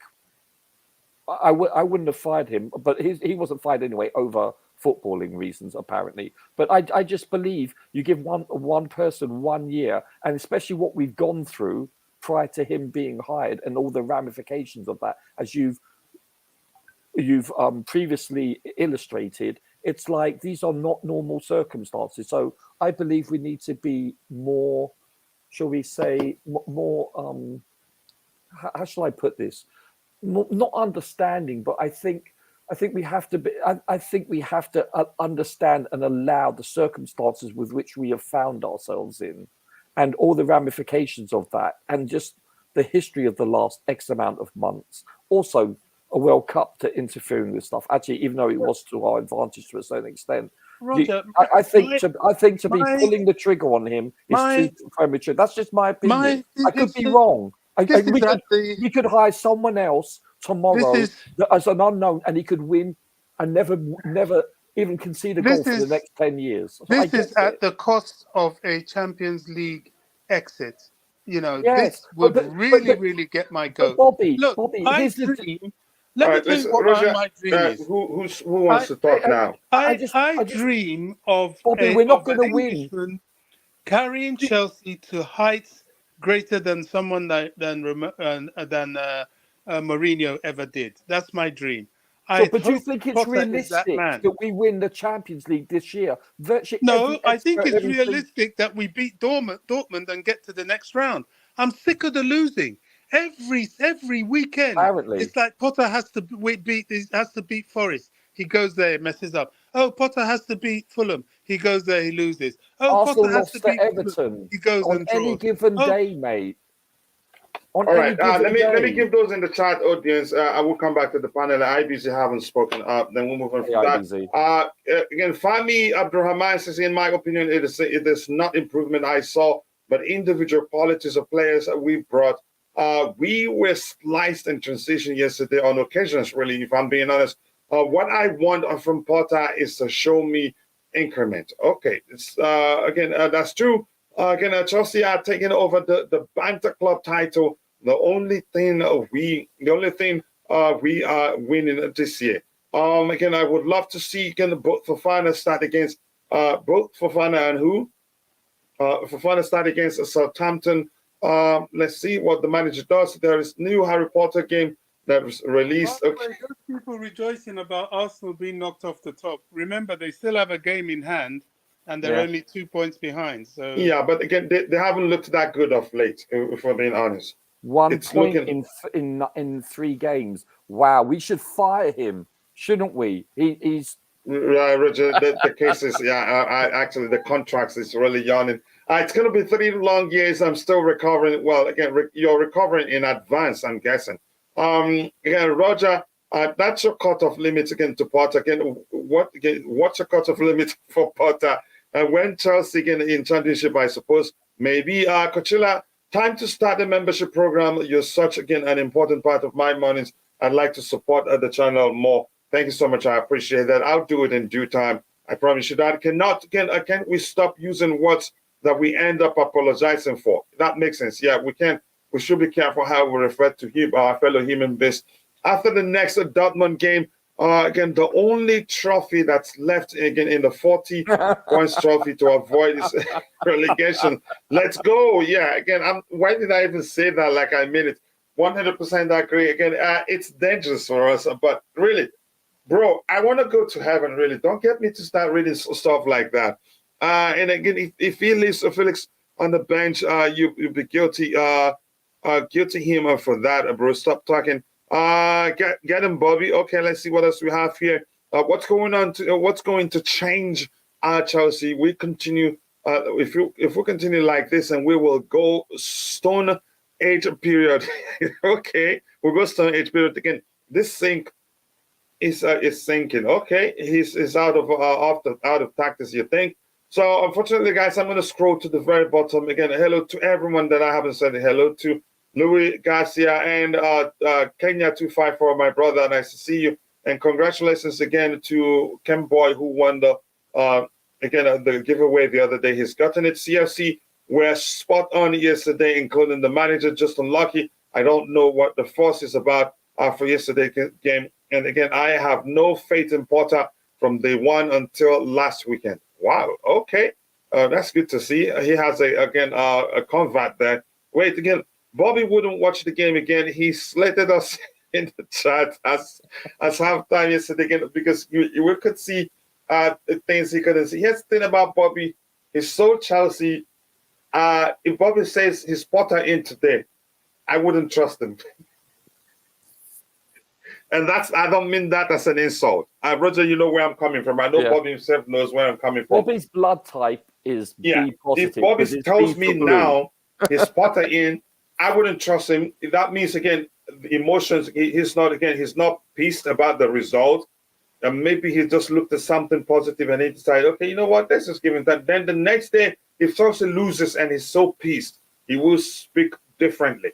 Again, probably he took his time to look at the 14 games, two wins, again, just 2 wins in 14 games, plus how many chances we missed yesterday. And then that's why he's not happy right now. If that again, but he can be objective when he's calm. That's how I'm going to put it. Zidane gave Bale instructions to stay in that position. Wow, here's some argument for you. Big up to you too, Messingode. I'm going to scroll past quite a lot. I know there are lots of people in the chat, and if I haven't said hello to you, apologies. Beyond, I haven't said hello to you. Is it Bonyard again? Tago Unov? I don't know how to say your name there. Sorry if I butchered your name. 1 year under Potter could translate to 7 years of recovery. Wow, that only is some 7 years. Only some comments there. So I'm gonna go to again. I'm gonna go to. I'm gonna go to my brother as again IBC. Big up, bro. Your thoughts on the game overall? I don't know if you've had the time to rewatch it, but what do you think, IBC? And yeah, Rodrigo, where did he go? Again, how did Roger say his name last time? I want to say it like that again. I don't know if IBC is there. If not, I'm going to kick it while we have this. Okay, go ahead, brother. Your thoughts on the game. I don't know if you've rewatched it, but I want to get your thoughts on the game. I think we did all. Hello, everyone. Hello to you too. Hello to you too. Yeah, I think we didn't do. I don't think we did that bad now. It was just unlucky we couldn't take a chances. Could have been 2-0 up or so. Just not clinical. Yeah, not clinical. There was more of a structure going forward. You could see that it was a bit open in the first minute. You could see that it would be an end-to-end game. I don't have any underlying concerns of that game. It's a game of 2 legs, and I think we will do it at the bridge. Yeah, it was just unlucky. Enzo Fernandez, unlucky to not be able to keep up with that sprint against Karim Adeyemi. Brilliant goal from him as well, to pick it up from his line, from the box, and run it all the way round Kepa and score, which I thought was a pretty good goal. Well taken, for the neutrals. It was quite unlucky because we had that header goal when you thought it was going in, and it come off our player, then it comes out straight to Dortmund player, then it falls to his feet, and then he goes on the counter. It's like, how did that happen? So you can see how unlucky we were. You see the fine margins in which the game was changed. I don't have any concerns moving into the second leg. I think we're going to win that game, or albeit we'll go through.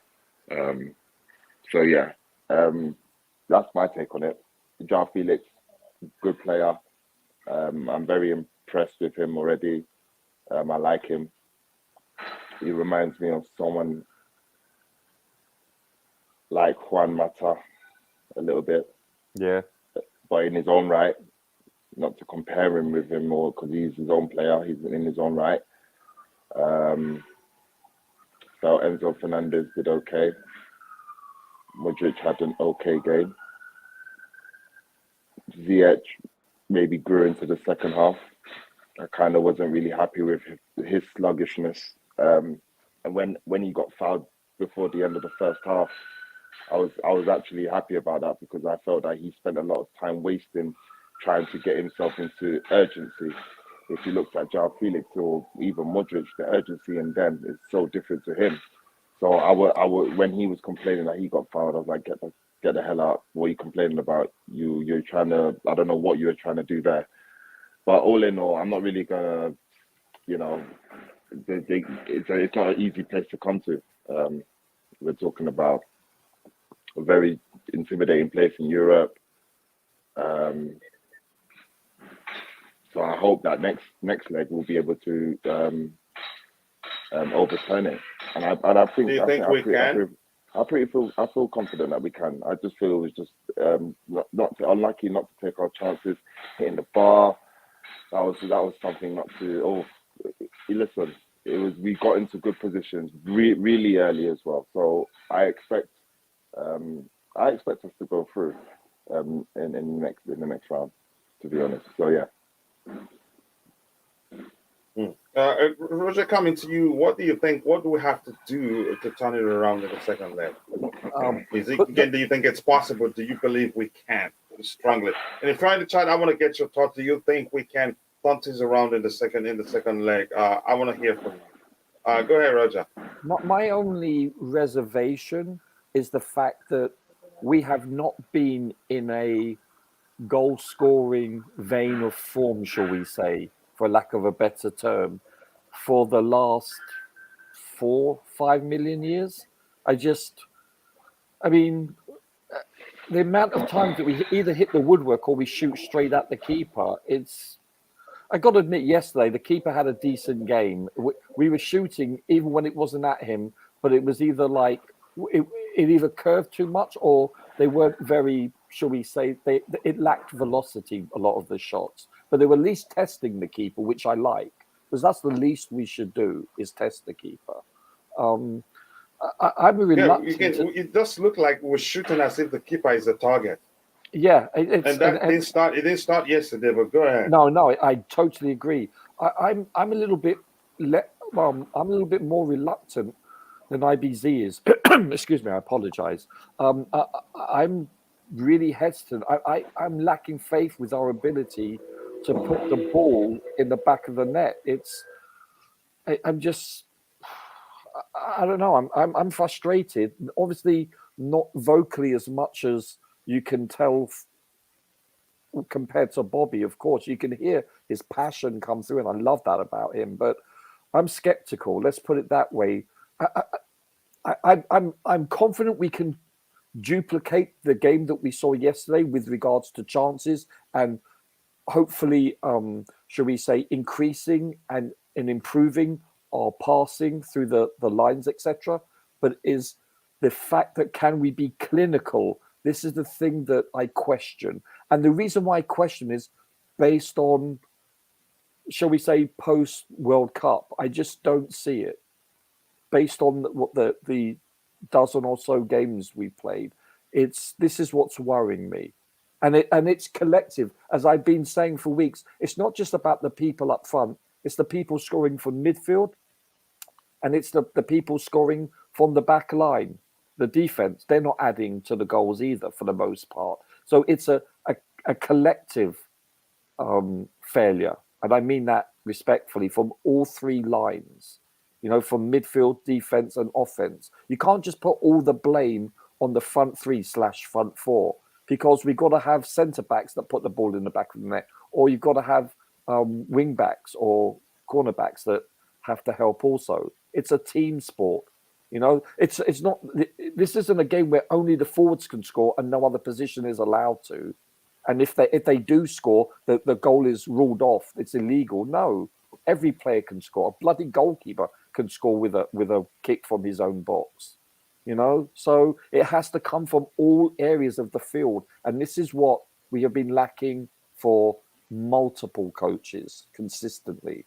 For the last couple of years. This is what I find alarming.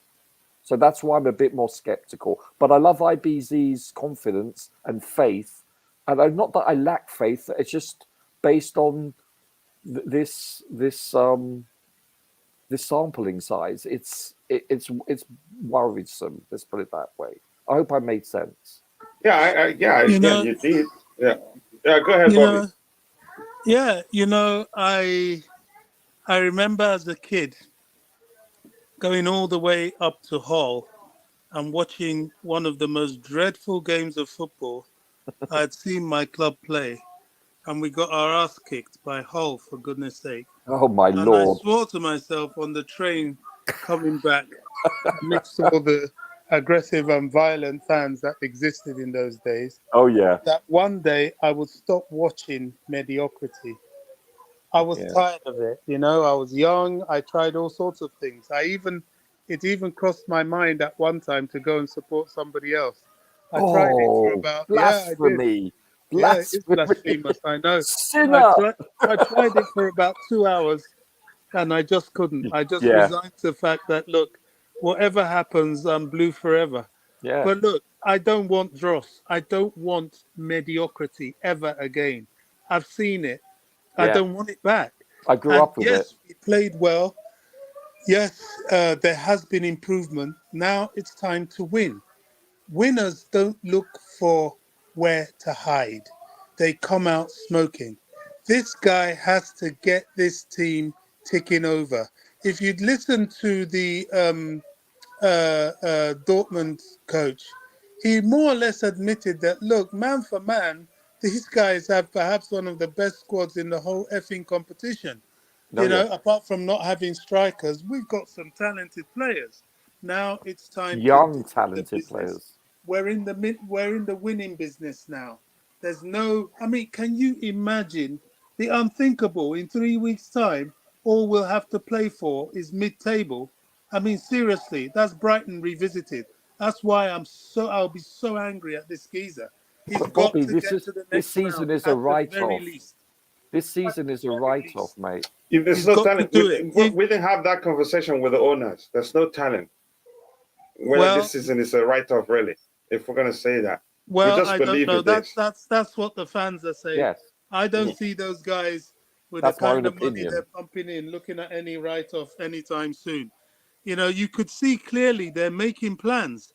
All that filming of the yellow wall and that, these are the plans he's making for Chelsea Stadium. I know it. You know, he's getting ideas. He enjoyed the Yeah. atmosphere and he wants to recreate it for us. We're not far off it, but we just don't have the structure yet. And this man, these guys are not in it to lose. They're not in it to be playing for mid-table in March. That's not Chelsea Football Club. Whether we're rebuilding or not, whether the world and his wife have been against us or not, we're winners. That's what we do. So, Mr. Potter and your crew, you've backed yourself into a corner where failure is not an option. Drawing is not an option. You must win, period. Oh, Yeah. your next games, I'll even include Spurs in that. You've got to beat them.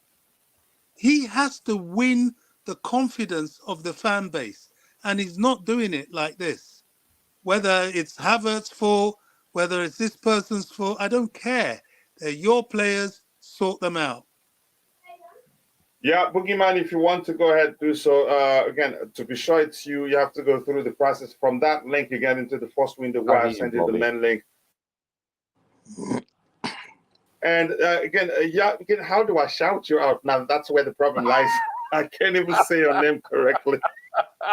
I was looking at it also. I'm like, yeah, good luck with that, coach. Hey, coach, Yeah, I'll be back. Okay, shout I'll me be out back. I'll like still you be shout out listening, but I'll be IDZ. back.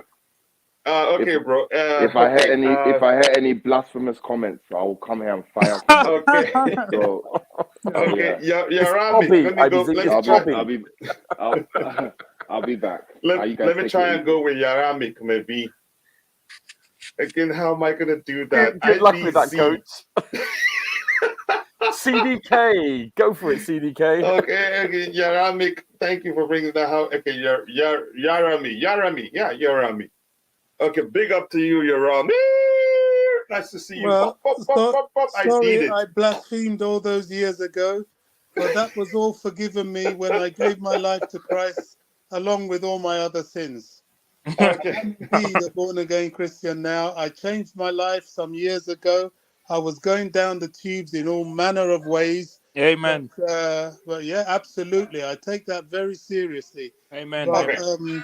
as I say, included in all those sins was the blasphemy of even thinking of trying to support another club. I repent 100%. You're a blue repentant. So again, Yarami, I hope I got it right. Okay, next time I'll do it again. But thank you, brother. Much love to you. I like that. Here again, we have again. This was like a Man United versus Leeds game type of situation. Wow, that's how you see it? Let me see again, Boogeyman. If that's you, again, this is the first winner. Let me see again. If that's you, then I'll give you the main link. Then you can come on because there's no way to confirm that was you. Again, one game and already bench Mudryk. Okay, let's again. We will overturn the Dortmund game. I hope to see that happening. 2 wins in 14 games. Again, don't see where you're getting this confidence from. Well, again, they have every right to feel the way they feel. What else? Again, anything else to catch up here? I think I'm going to scroll quite a lot to read. Again, I haven't read anything from Susan Gieson. And Susan and Constantine, we should not be playing with 2 DMs. We will never score. Like, one will suffice. But again, the man, again, and traditionally, we don't play with 2 DMs. We play with one that operates as a hybrid of 8 and 6. The other one is sitting 6, maybe. I am very optimistic about 2 second leg. Again, the momentum we showed yesterday should be applied to, again, in second. Again, it will be in our hands.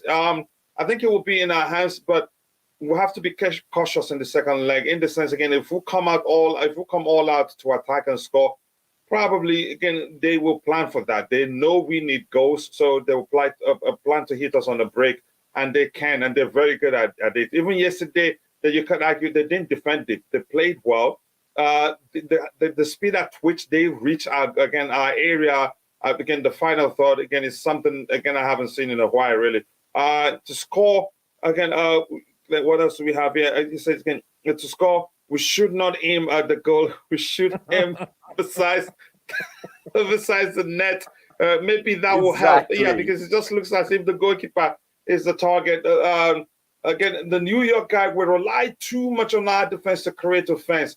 I think you can argue that. A few of them, a few came yesterday. Again, Koulibaly was a perfect example, but I think not too much, really. Again, our guys often need to get that ball in the back of the net, but the goalkeeper is the target. Rodrigo, your turn. What do you think? Hello, Rodrigo.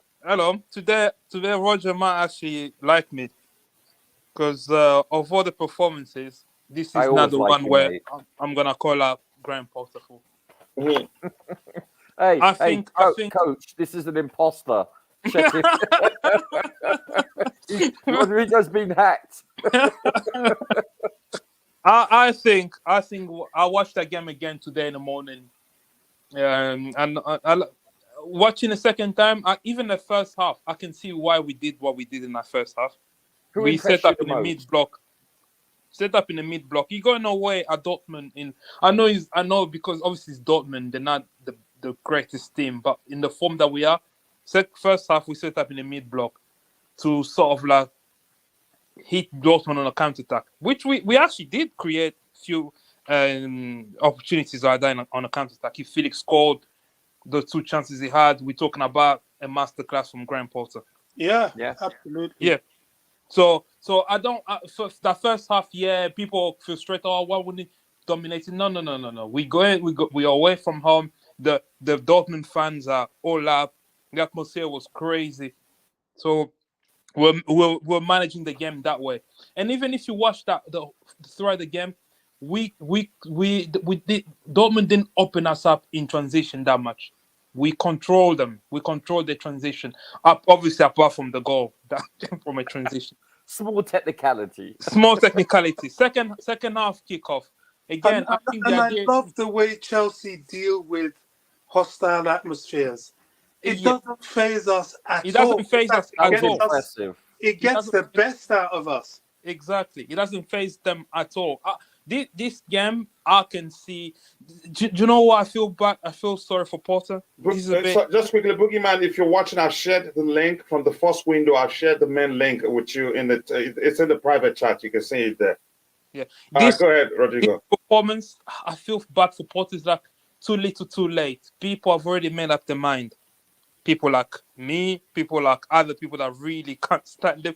They've already made up their mind. So it's like they won't give him a chance. They want him out now. Yeah. But if we had a performance like this, say in November, when things were really going bad, when people can buy into his idea, but I think he came a little too late now. Didn't have the players, mate. Fair enough. He didn't have the players to execute it. And when I watched I saw people going for. I think Enzo was one of our best players yesterday. The Adeyemi is one of the quickest players in the history of the Bundesliga. Yeah, that's how quick that guy is. So there's no way he's gonna catch up with him. And the good thing he didn't go in and tackle him, risking a red card or a yellow card that might keep him out of the next round. So I think he did what he could. I think Kepa could have done better, but yeah. Oh, I come think, on, man. So yeah. Rodrigo, is that you dropping the keys? No. I said, yeah. I said, I yeah. heard them drop. I don't want to criticize just for the sake of criticize Graham Potter. Good I for want you, to mate. say, because if I said, yeah, I said, I want to see something from Potter. That's what I keep saying. I want to see something. If I see something, I can't come here and say, oh, Yeah. no, I didn't see anything. No, then You're when being I criticize objective. him, exactly, when I criticize him for real things, people won't take me seriously. They were just like, oh, he's an agenda. I don't have an agenda on him. I think the game yesterday, the game plan was there. The execution might not be. Maybe the execution wasn't perfect, but I could see what he was trying to do. Even in the second half, we upped the tempo. One thing that we need to improve on is counter pressing. Maybe we also need to. We like to play fast, slow. It's like we don't have a set tempo where we maintain the possession and dictate the game. Maybe those are the little things that you can work on. But yesterday's performance was, again, it was a step in the right direction. But I feel like this performance came a little too late. People have already made up their mind and they want him out. Yeah. And yeah. So I saw a graph yesterday about performance, about attacking. And if you look, it's like it was pretty even the first half. But you look at the second half, it was like 90% all Chelsea. It was an incredible. You see that Jan put it on his show. It was very impressive. It was. Yeah, we have to. It illustrated our dominance in the second half. Yet there was nothing to show for it. Lack of being clinical. And just quickly, somebody just reminded me in the chat again. Tommy Bryan just reminded me it's Bobrigo, and I didn't start it. Again, but that's by the way. Let's because we don't have too much time. Let's bring in again a boogeyman again, a Faldiazo, aka Boogeyman. Welcome to the panel, bro. Again, and I want to tell you, my Bats 05. I didn't see your face in the first window. So if you can show your face here in the second window, I'll let you in. Boogeyman again. Yeah, I'm waiting for you, brother. Your thoughts on on the game yesterday. What do you think? Hey, yo, thanks for having me. No, big up, bro. Again, I've always wanted to have you on, but we didn't find a way again to do that. A secure way. We could again. But we did today. But go ahead, brother. No problem. Thanks. Thanks for having me. I only have 2 or 3 minutes. Max, I have to start working in a few seconds, anyways. Yo, listen, Bobby, Rodrigo's, and I think that's showtime. So there. So yesterday game, I think Dortmund. Big up, big up, Bobby. Dortmund has executed a tactical masterclass schematics. The thing is, they have one of the fastest players in the Bundesliga, like Rodrigo said. So they just hit us in a transition. Many times Enzo was exposed. Brent, that kid is so talented and fast. Because I've been watching Dortmund for the last since I go to Germany. I work in Germany a lot. I watch Dortmund games. Brent is a really talented German footballer. He was just keening Enzo all the time in transitions. The problem I have with Potter is, when you notice something like that, you should at least ask Ruben to play close to Enzo. Those tactical maneuver that I'm not seeing in Potter is my biggest issue. Like, I will give you one example. Yesterday, Pep started a game with Arsenal. Portugal player. He was playing as a left back. What I want to see from Potter is, I want Potter to try things that we notice. Okay, he did try this, it doesn't work. He did try this, it didn't work. We're not seeing anything. Mount is not performing. We all scream, Mount is not performing. What other position has Potter tried Mount? His energy. I just don't see anything. People keep telling trust the process. What exactly have we seen in the past in Potter history to think Potter is the solution or Potter can be trusted for anything else? We haven't seen anything. The guy is just been given a chance to manage a team like Chelsea. He has not proved anything in the top 4 level. And we all fancy it here, trust the process. What process are we talking about? The only thing we all do, the owner is keep doing to Potter is when there is a problem, we spend money. We cannot create, we spend money. We cannot spend money. Is that how we're going to be there sitting and say Potter is a top quality coach? No, we can't do that. We can't keep doing this. Yesterday, we have Mudryk on the pitch. We have, how do you call it, Felix on the pitch. We have all those creative players. We can't even score. And people are saying, because we don't have a front man. What kind of joke is this? What exactly? This is a team where we used to have Pedro, Williams. Guys, Mudryk, yesterday, I can't even see what exactly he's bringing to this club. I didn't see it. Really? Of course, Felix is really, he's dribbling, doing all those things, but the finish end of his run and everything is not there. I just don't understand what exactly Chelsea today is giving us for fun to take. Potter is the solution for next season. He has not proved anything. For me, is enough. Potter has to go, and Potter has to go now. There's no more to discuss. Wow. I thought Mudryk was causing them fits in the beginning. I thought he was playing good at the beginning. Football game is not 20 minutes game. Football game is 90 minutes. We cannot. Thanks for letting me know that. Mudryk, This is not 20 minutes game. That's again fortifying his argument. Go ahead, Boogeyman. So I can bring in my boss. Go ahead. Football is not 20 minutes game. When we know that 20 minutes, the last game. My boss, sorry, we're getting echo from your end, so I'm gonna unmute you when I call it, bring you in. Go ahead, Boogeyman. Yeah, like against West Ham, 20 minutes game. We perform in the first 20 minutes. Yesterday also, the first 20 minutes. That's it. What exactly Potter tried to do to at least allow the player, the young, not experimented player, to at least play till the 45 minutes. Nothing. He sat. When we miss chances, that's when we see reaction out of Potter. When we hit the bar, that's when you see reaction. But the thing is what? Chelsea, in the history of Chelsea, for this team to win, we have to have a coach on the line that is moving, that is screaming. Whenever we have the ball, we don't have the ball. A coach has to be there telling Mount, take your position. A coach has to be there yelling at Mudryk, hey, run through the axis. A coach has to be there telling, talking to the player every second for 90 minutes. What does Potter do? Nothing. None of that. You think if he yelled at them that Felix and Havertz would have scored goals? Yeah, but that's what we you think if he yelled at them that would have happened? Yeah, that's the only way. That's the only way right now. Then we should hire a drill sergeant. We should hire a sergeant major in the army. That's all they do. I mean, that's football. Listen, Rogers, I listen to you a lot. I think I like your tone. It's exactly like Bobby. Like I like people that take it really easy. I mean, you get your idea out and really relax. But I don't think my girlfriend's would agree with that. Go ahead, please, guys. Again, let's let Boogeyman drop. Go ahead, Boogie. But my issue is, you can't just keep giving chance to someone that is not qualified to even be there at the first place. It just doesn't make any sense to anybody. He has to start when you somewhere, be given, though. Roger, let him drop. Let him drop. Sorry. This is a Chelsea Football Club. We know our history.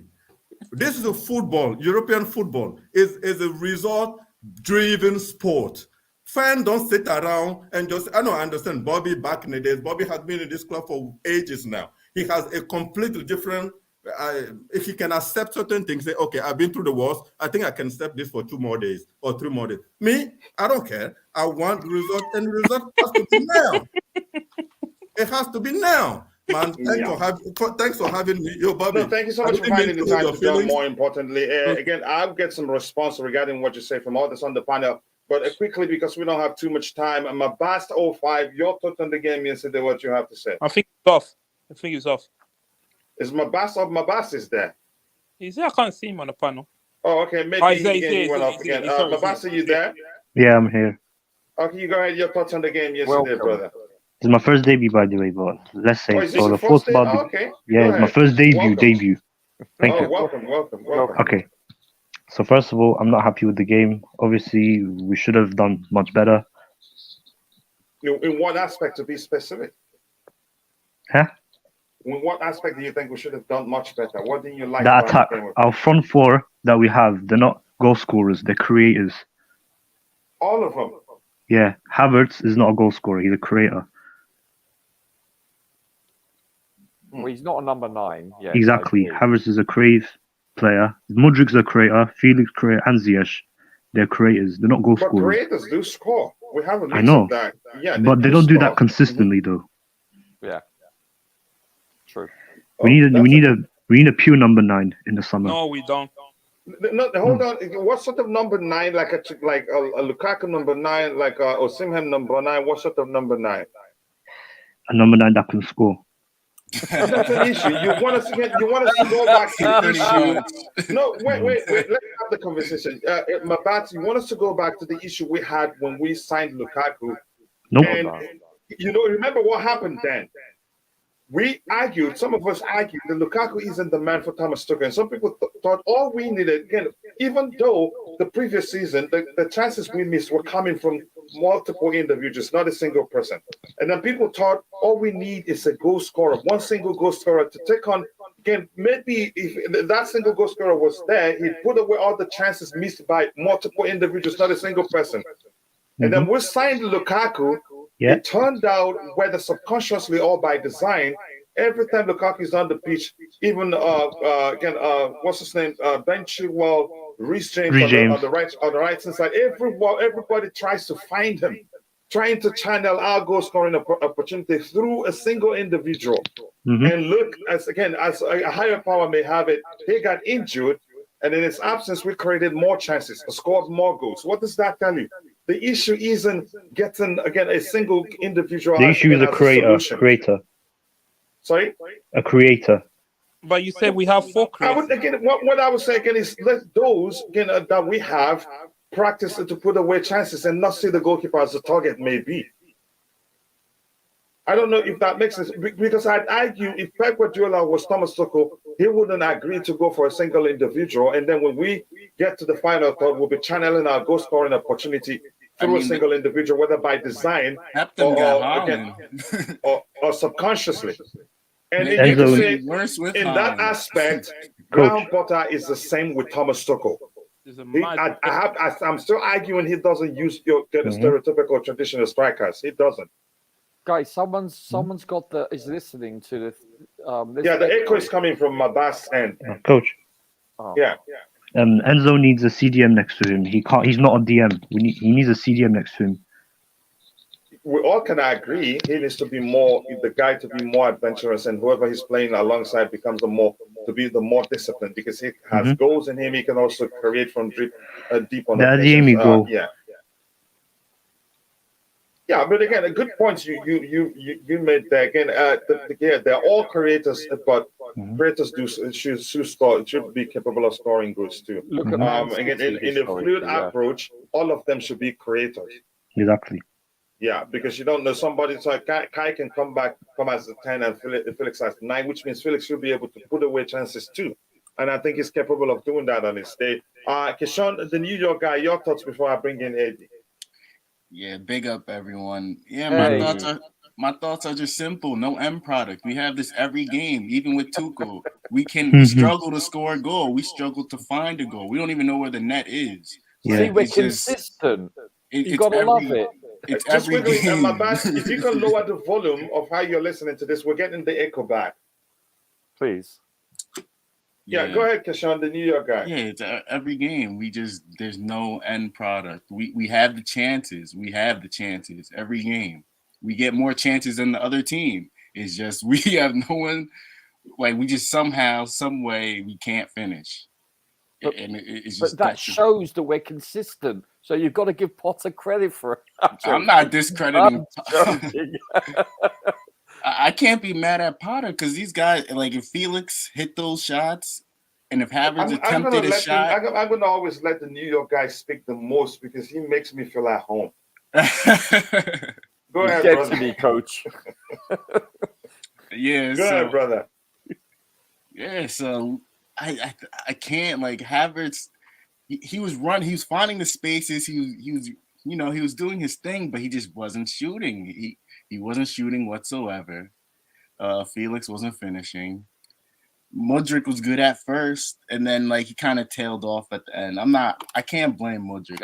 I don't know how people are saying Mudryk is terrible. I think he's just Mudryk's not match fit though. He's not sharp. He hasn't played in a while, so he has to Yeah, get it seems that like 2 or 3 sharpness months. back. Yeah, exactly. Some of his passes look weak. So I mean, that's it. So this And then is his MO with his passes, by the way. This is his weakest point, his criticism. In his scouting report is his quality, the lack of quality in his passing. It has to improve.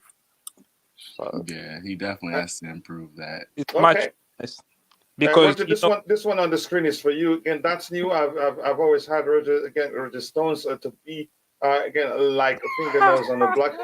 That's just me.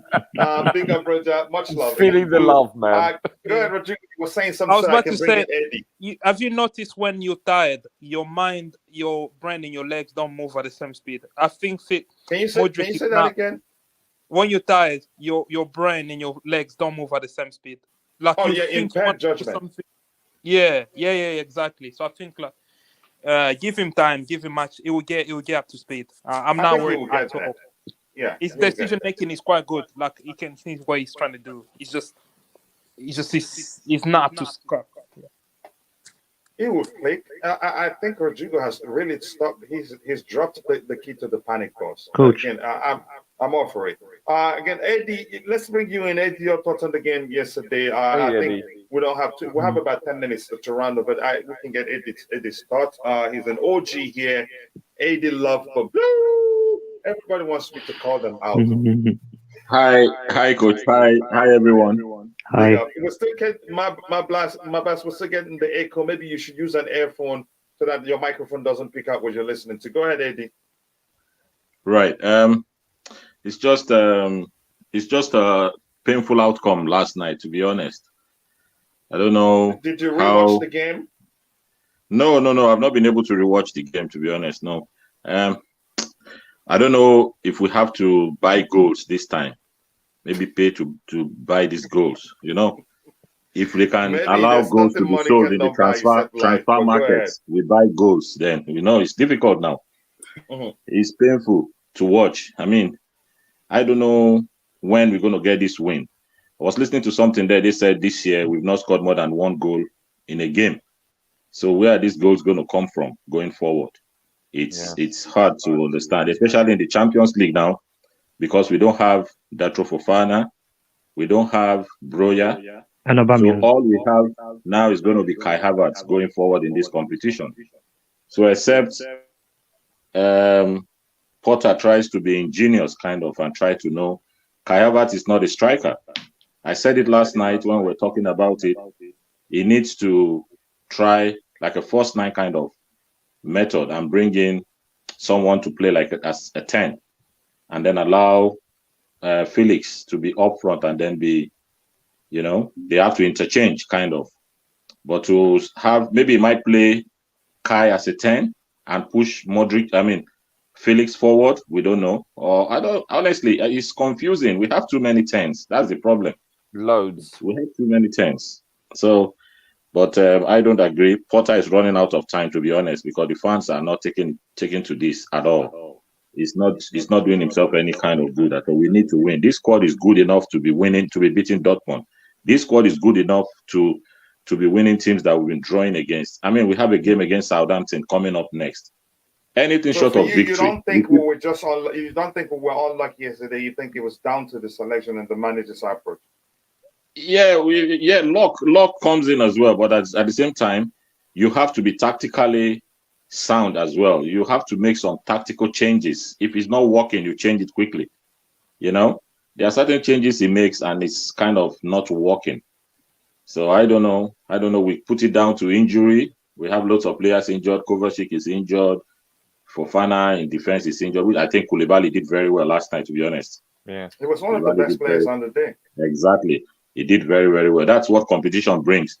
Koulibaly will see now that he has big fights in his hand to take that place back from Badiashile. So that's what signing brings. It brings competition, and that's what we need. So he's pushing himself now to cut those mistakes and to be solid enough. So, I mean, with the way he played yesterday, if he continues like that, then we can say for definite we've got two very good defenders in Badiashile and Koulibaly in that position. So, but I think we just need to find a way to win first. I mean, just to bring this run of games and then build that confidence. If we keep winning, if we don't score, I keep saying it, if we create chances and we don't score, imagine if we had gone 2-0 up with those chances that Felix had. It would have been a different outcome completely, you know?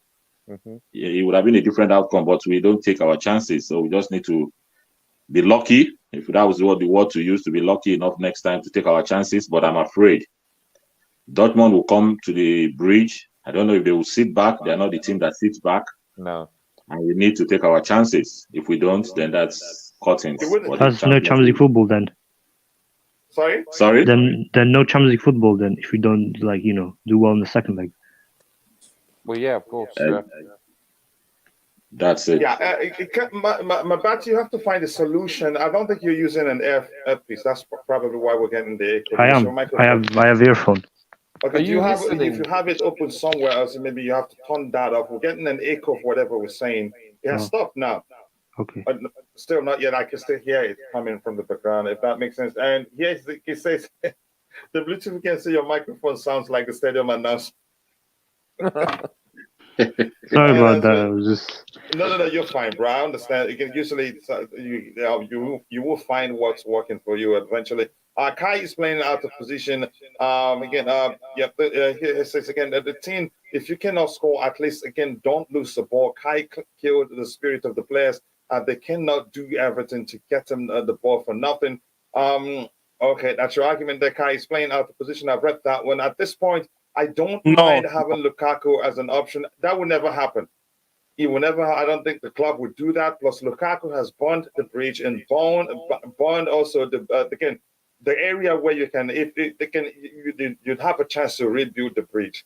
So Lukaku And also, isn't coming back to Chelsea. Go ahead. I think I don't know. I think it's AD or someone was saying this. I think it was probably Boogeyman.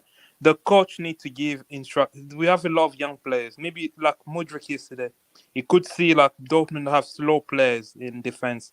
Maybe he needed an instruction from the coach to say, well, instead of you keep staying on the left, maybe come inside, attack that Schule guy, because Schule is not fast. The coach needs something to give them tactical instruction. Because a lot of them are young players. They need guidance.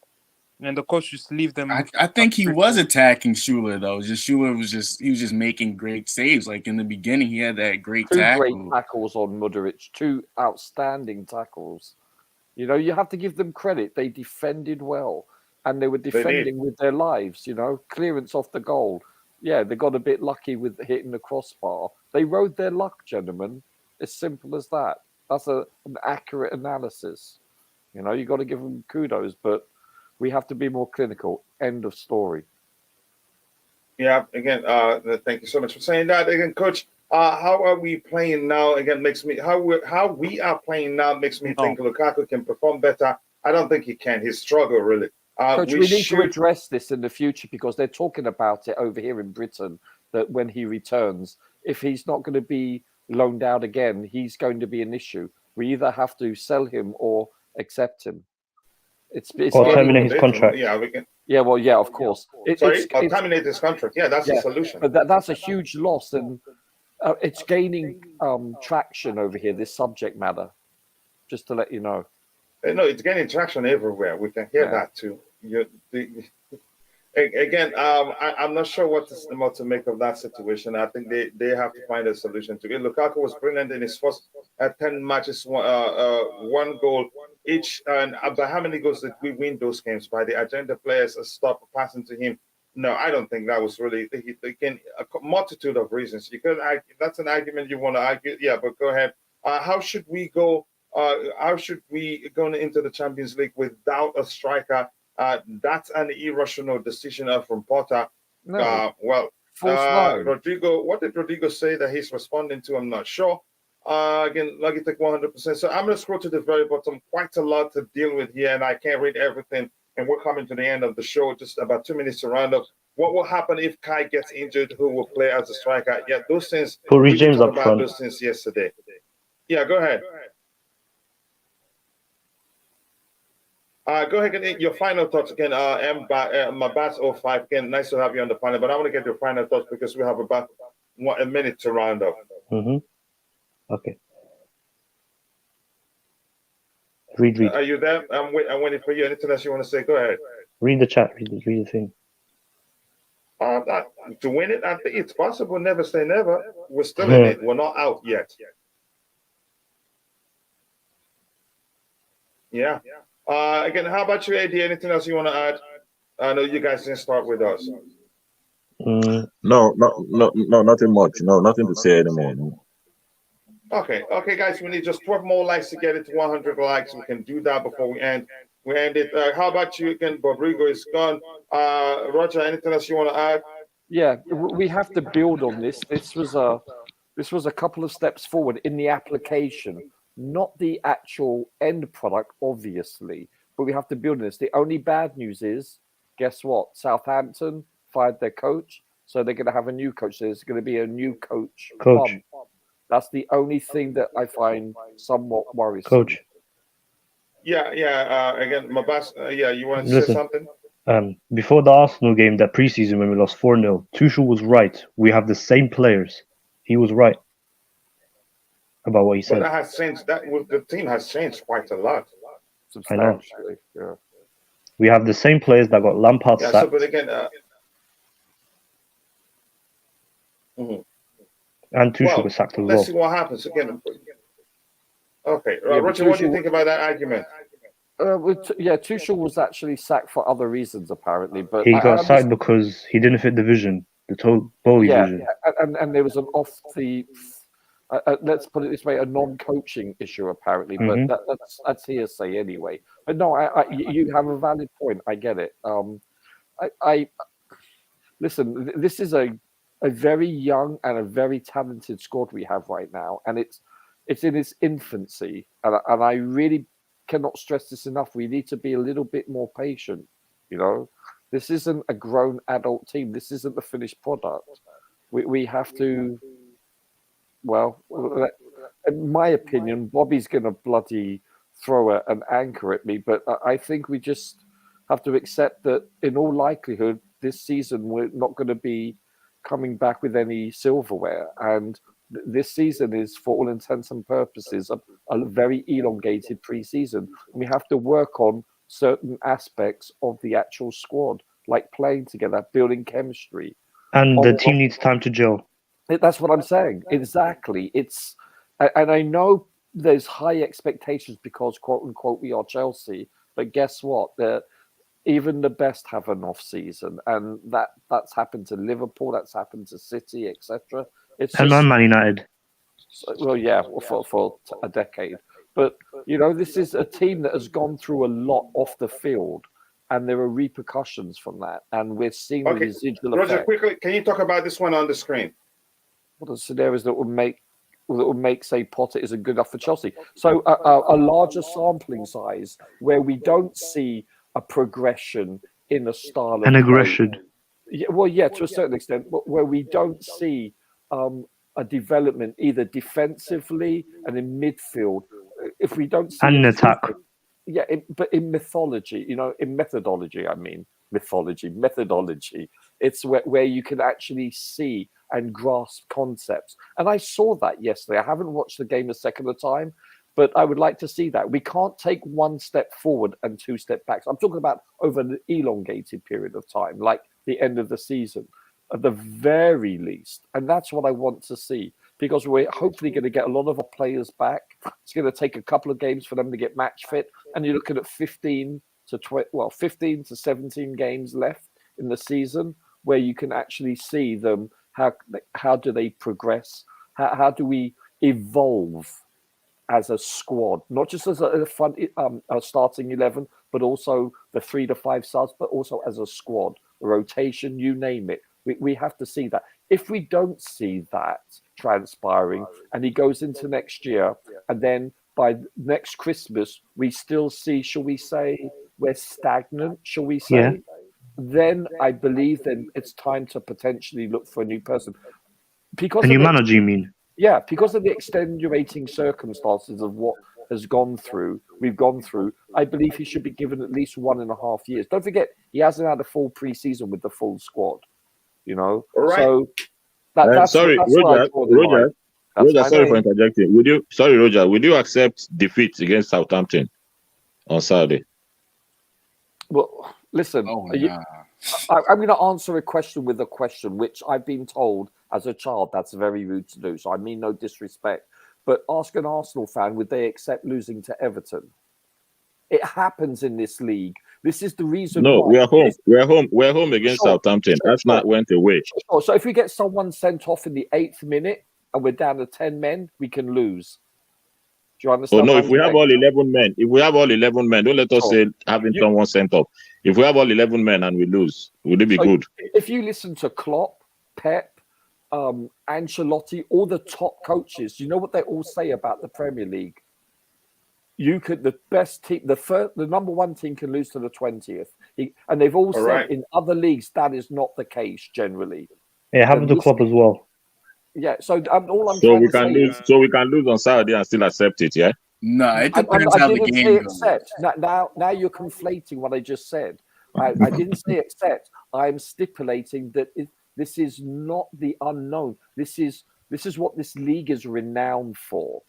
Because other leagues in Europe, this doesn't transpire generally, but it can. If you listen to all these top coaches that are overseas coaches, they will all Okay, tell let's you, look further. If we get knocked out Borussia Dortmund in Champions League, is that acceptable? Yeah. Well, I'm not going to sound a pessimist, but I didn't believe we were going to win this year, this Champions League. I would have liked to, at the very least, got to the quarters. But this is a knockout competition. So sorry, Roger. All right, At what again, point? let's- At what point are we going to accept progress as Chelsea fans from Potter? I already answered that. I say we give him a year and a half.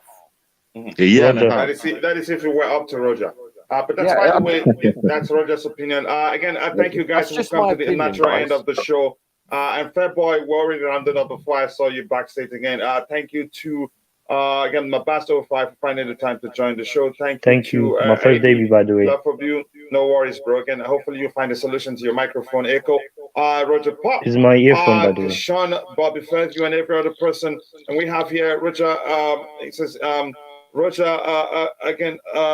What are this? Okay, we've read that one. 1-0 is enough for us to win versus Dortmund. No, how can 1-0 be enough? We lost 1-0 to them. 1-0, then it'll be a draw, isn't it? We need to beat. Then it'd be 1-1, isn't it? Right? Am I correct? We need to beat them like 3-1. Yeah, we need to beat them like 3-1 to go. Well, you No, go 2-0, with even, over 2-0. and then penalties. 2-0. Yeah, 2-0. 2-0. Then yeah, but if they score one, then it has to be 3-1. Exactly. Because if they score one, then if we beat them 2-1, then it's 2-2. But 2-0 would do. Yeah. Again, have a chill, boys. Again, CFC are better than in 2 weeks already. Okay, I hope so. Boogie is right. Which elite manager have we ever seen hanging out on the sidelines, twiddling his thumbs while losing? I'm not gonna I don't go think into that that. matters. With that, guys, again, we've come to the end of the show. Again, sorry I can't get everything. I'm already late. I have to go get my son get ready for school. So thank you to everyone in the chat. Thank you to the Blue to begin. Thank you, Dante. Thank you, Eugene Nutty. Thank you, Bobby Fairview. Thank you, Constantine. I've said hello. And everyone is again, and to my brother who's not here. Thank you to Jesus Christ. Okay. Thank you to Thomas Bay. Thank you to Chelsea all the way. And everyone else. Tommy Bryan, Swan Jovi, Sam Jovi. If I miss your name, apologies. I'm only human. And to my brother, Liam Lane, who's not able to be here because, again, his health. Just remember, we love you and we're praying for you. Thank you. God bless us all. See you guys next time. And bye. Cheers. Cheers. Bye.